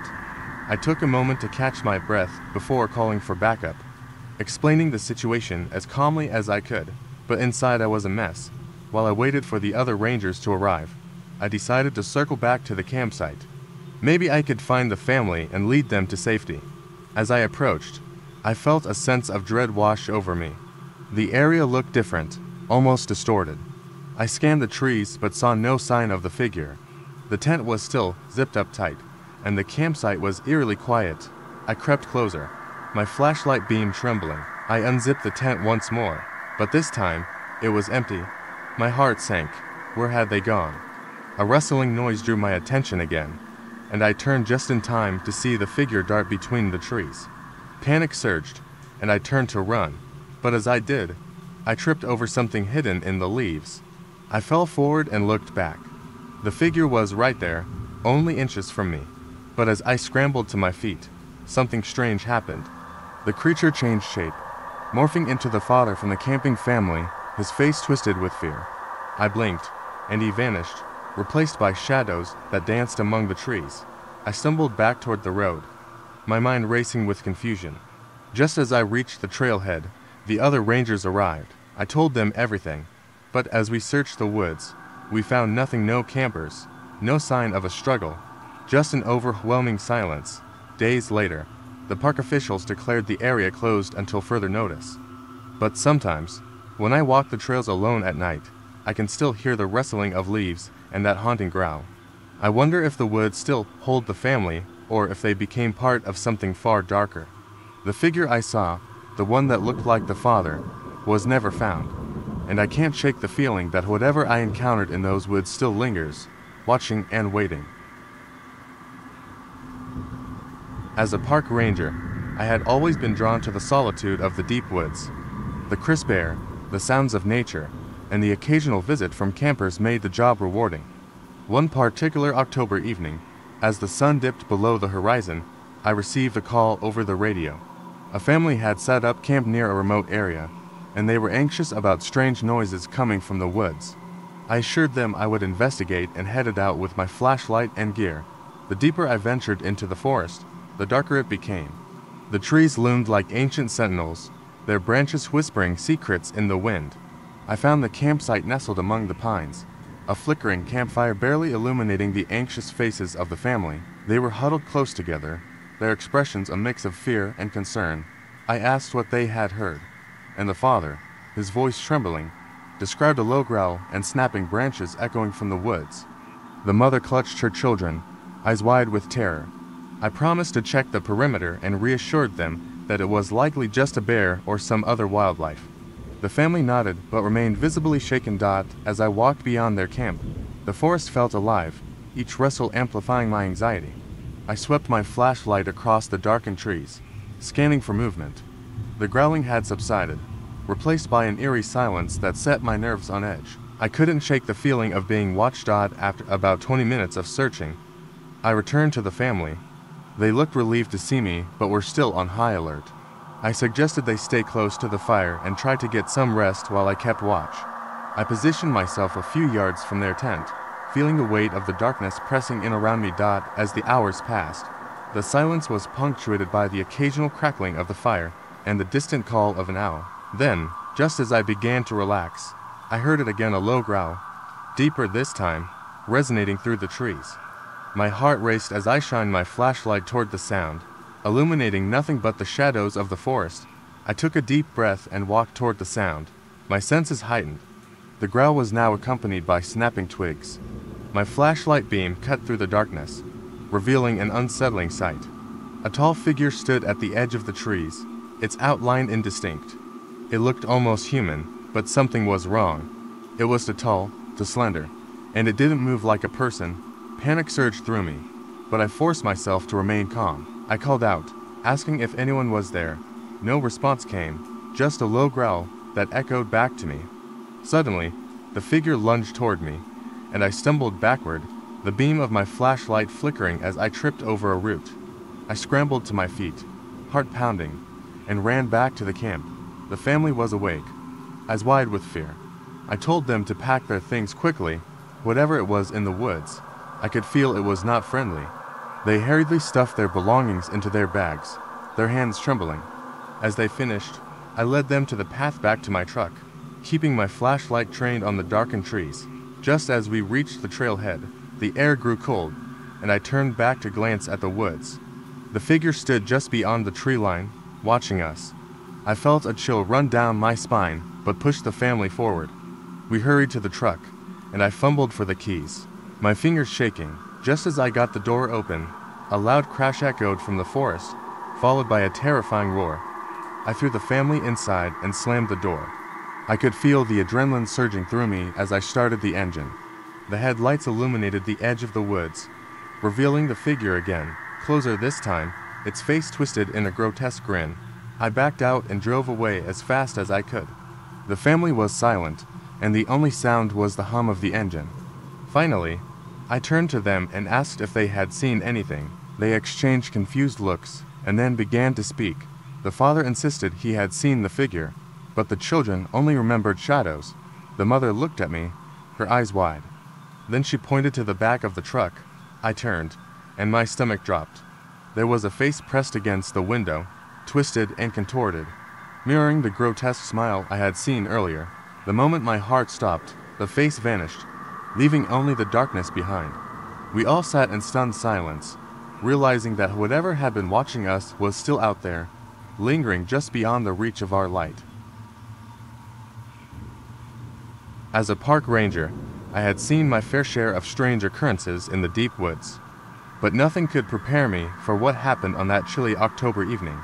It was the end of the camping season, and the air was filled with a crispness that hinted at the winter to come. I was on patrol, ensuring the last few campers packed up and left before dark, I was nearing a secluded part of the park when I noticed a flickering light through the trees. Curious, I veered off the trail, thinking it might be a camper who had lost their way. The forest grew denser as I approached, and the sunlight dimmed. It felt like I had stepped into another world, one where the shadows loomed heavier, and the air turned thick with tension. As I crept closer, I saw a tent. The glow of a lantern inside flickered rhythmically, casting ghostly shadows. I called out, but there was no response. I cautiously stepped up to the tent and unzipped the flap. Inside was a family: mom, dad, and 2 kids, all huddled together, fear etched on their faces. I asked what was wrong, and they glanced at each other, their eyes wide. The father spoke in a hushed tone, saying they heard strange noises outside. At first, they thought it was just the wind, but as the night progressed, it grew more unsettling. He mentioned hearing what sounded like whispers and the rustling of leaves. But then came the worst part. Just before I arrived, they saw a shadow pass by their tent, something tall and thin, that walked onto legs, but didn't look entirely human. I tried to reassure them, telling them it was probably just a deer or another animal. But the uneasy feeling in my gut told me otherwise. I suggested they pack up and follow me back to the ranger station. They agreed, relieved to leave the tent behind. As we began to gather their things, I noticed something strange outside. The whispering had returned. It was a low, unintelligible sound, echoing from the depths of the trees. The family froze, their eyes darting around, and I felt the hairs on the back of my neck stand up. I shone my flashlight into the darkness, but all I could see was the black expanse of trees. The whispers grew louder, swirling around us like an angry wind. I told everyone to stay close and led them away from the tent, my heart racing. Suddenly, a loud crash echoed from behind us. We turned to see the lantern flicker violently before going dark. Panic surged through the family as I pushed them to move faster. We trudged through the underbrush, branches snagging at our clothes, the whispers following us, echoing like a taunt. The feeling of being haunted crept into my bones. We reached the trail, and relief flooded over me as we emerged into the dim light of dusk. I hurried the family along the path, keeping an eye over my shoulder. That's when I saw it. A tall, gaunt figure stood at the edge of the trees, its eyes glowing like embers in the fading light. My blood ran cold as the whispers shifted to a chilling laughter that made my stomach churn. I urged the family to keep moving, and we hurried down the path, adrenaline pumping through my veins. We finally reached the ranger station, where I quickly ushered them inside. As I locked the door behind us, I glanced back out into the woods. The figure was gone, but the laughter lingered, an echo that hung in the air. After the family calmed down, I began to explain what had happened, hoping to downplay the fear.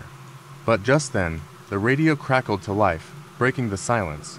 It was another ranger reporting strange noises and shadows seen near a different campsite. My heart dropped as the realization hit me there were more campers in danger. I turned to the family and promised them they would be safe inside while I went to assist. I couldn't shake the feeling that we had interrupted something that shouldn't be disturbed, something that was now angry at us for our intrusion. As I ventured back into the woods, the laughter returned, taunting me. I followed the sounds. Each step felt like a descent into madness. The trees closed in around me, and suddenly I tripped over a root, tumbling to the ground. When I looked up, the figure loomed over me, closer than before. I scrambled to my feet and bolted back toward the station. Bursting through the door, I slammed it shut and locked it. Breathing heavily, I turned to find the family staring at me, their faces pale. But behind them, in the shadows, stood the very same figure that had chased us. Its eyes flickered in the dim light, a sinister grin spreading across its face. And in that moment, I understood the truth. The woods were alive, and it would always have a way to reclaim what was taken from it. The laughter echoed in my ears, and I knew we had merely survived a night in its domain. But as long as we remained vigilant, perhaps we could outlast its terrifying grasp.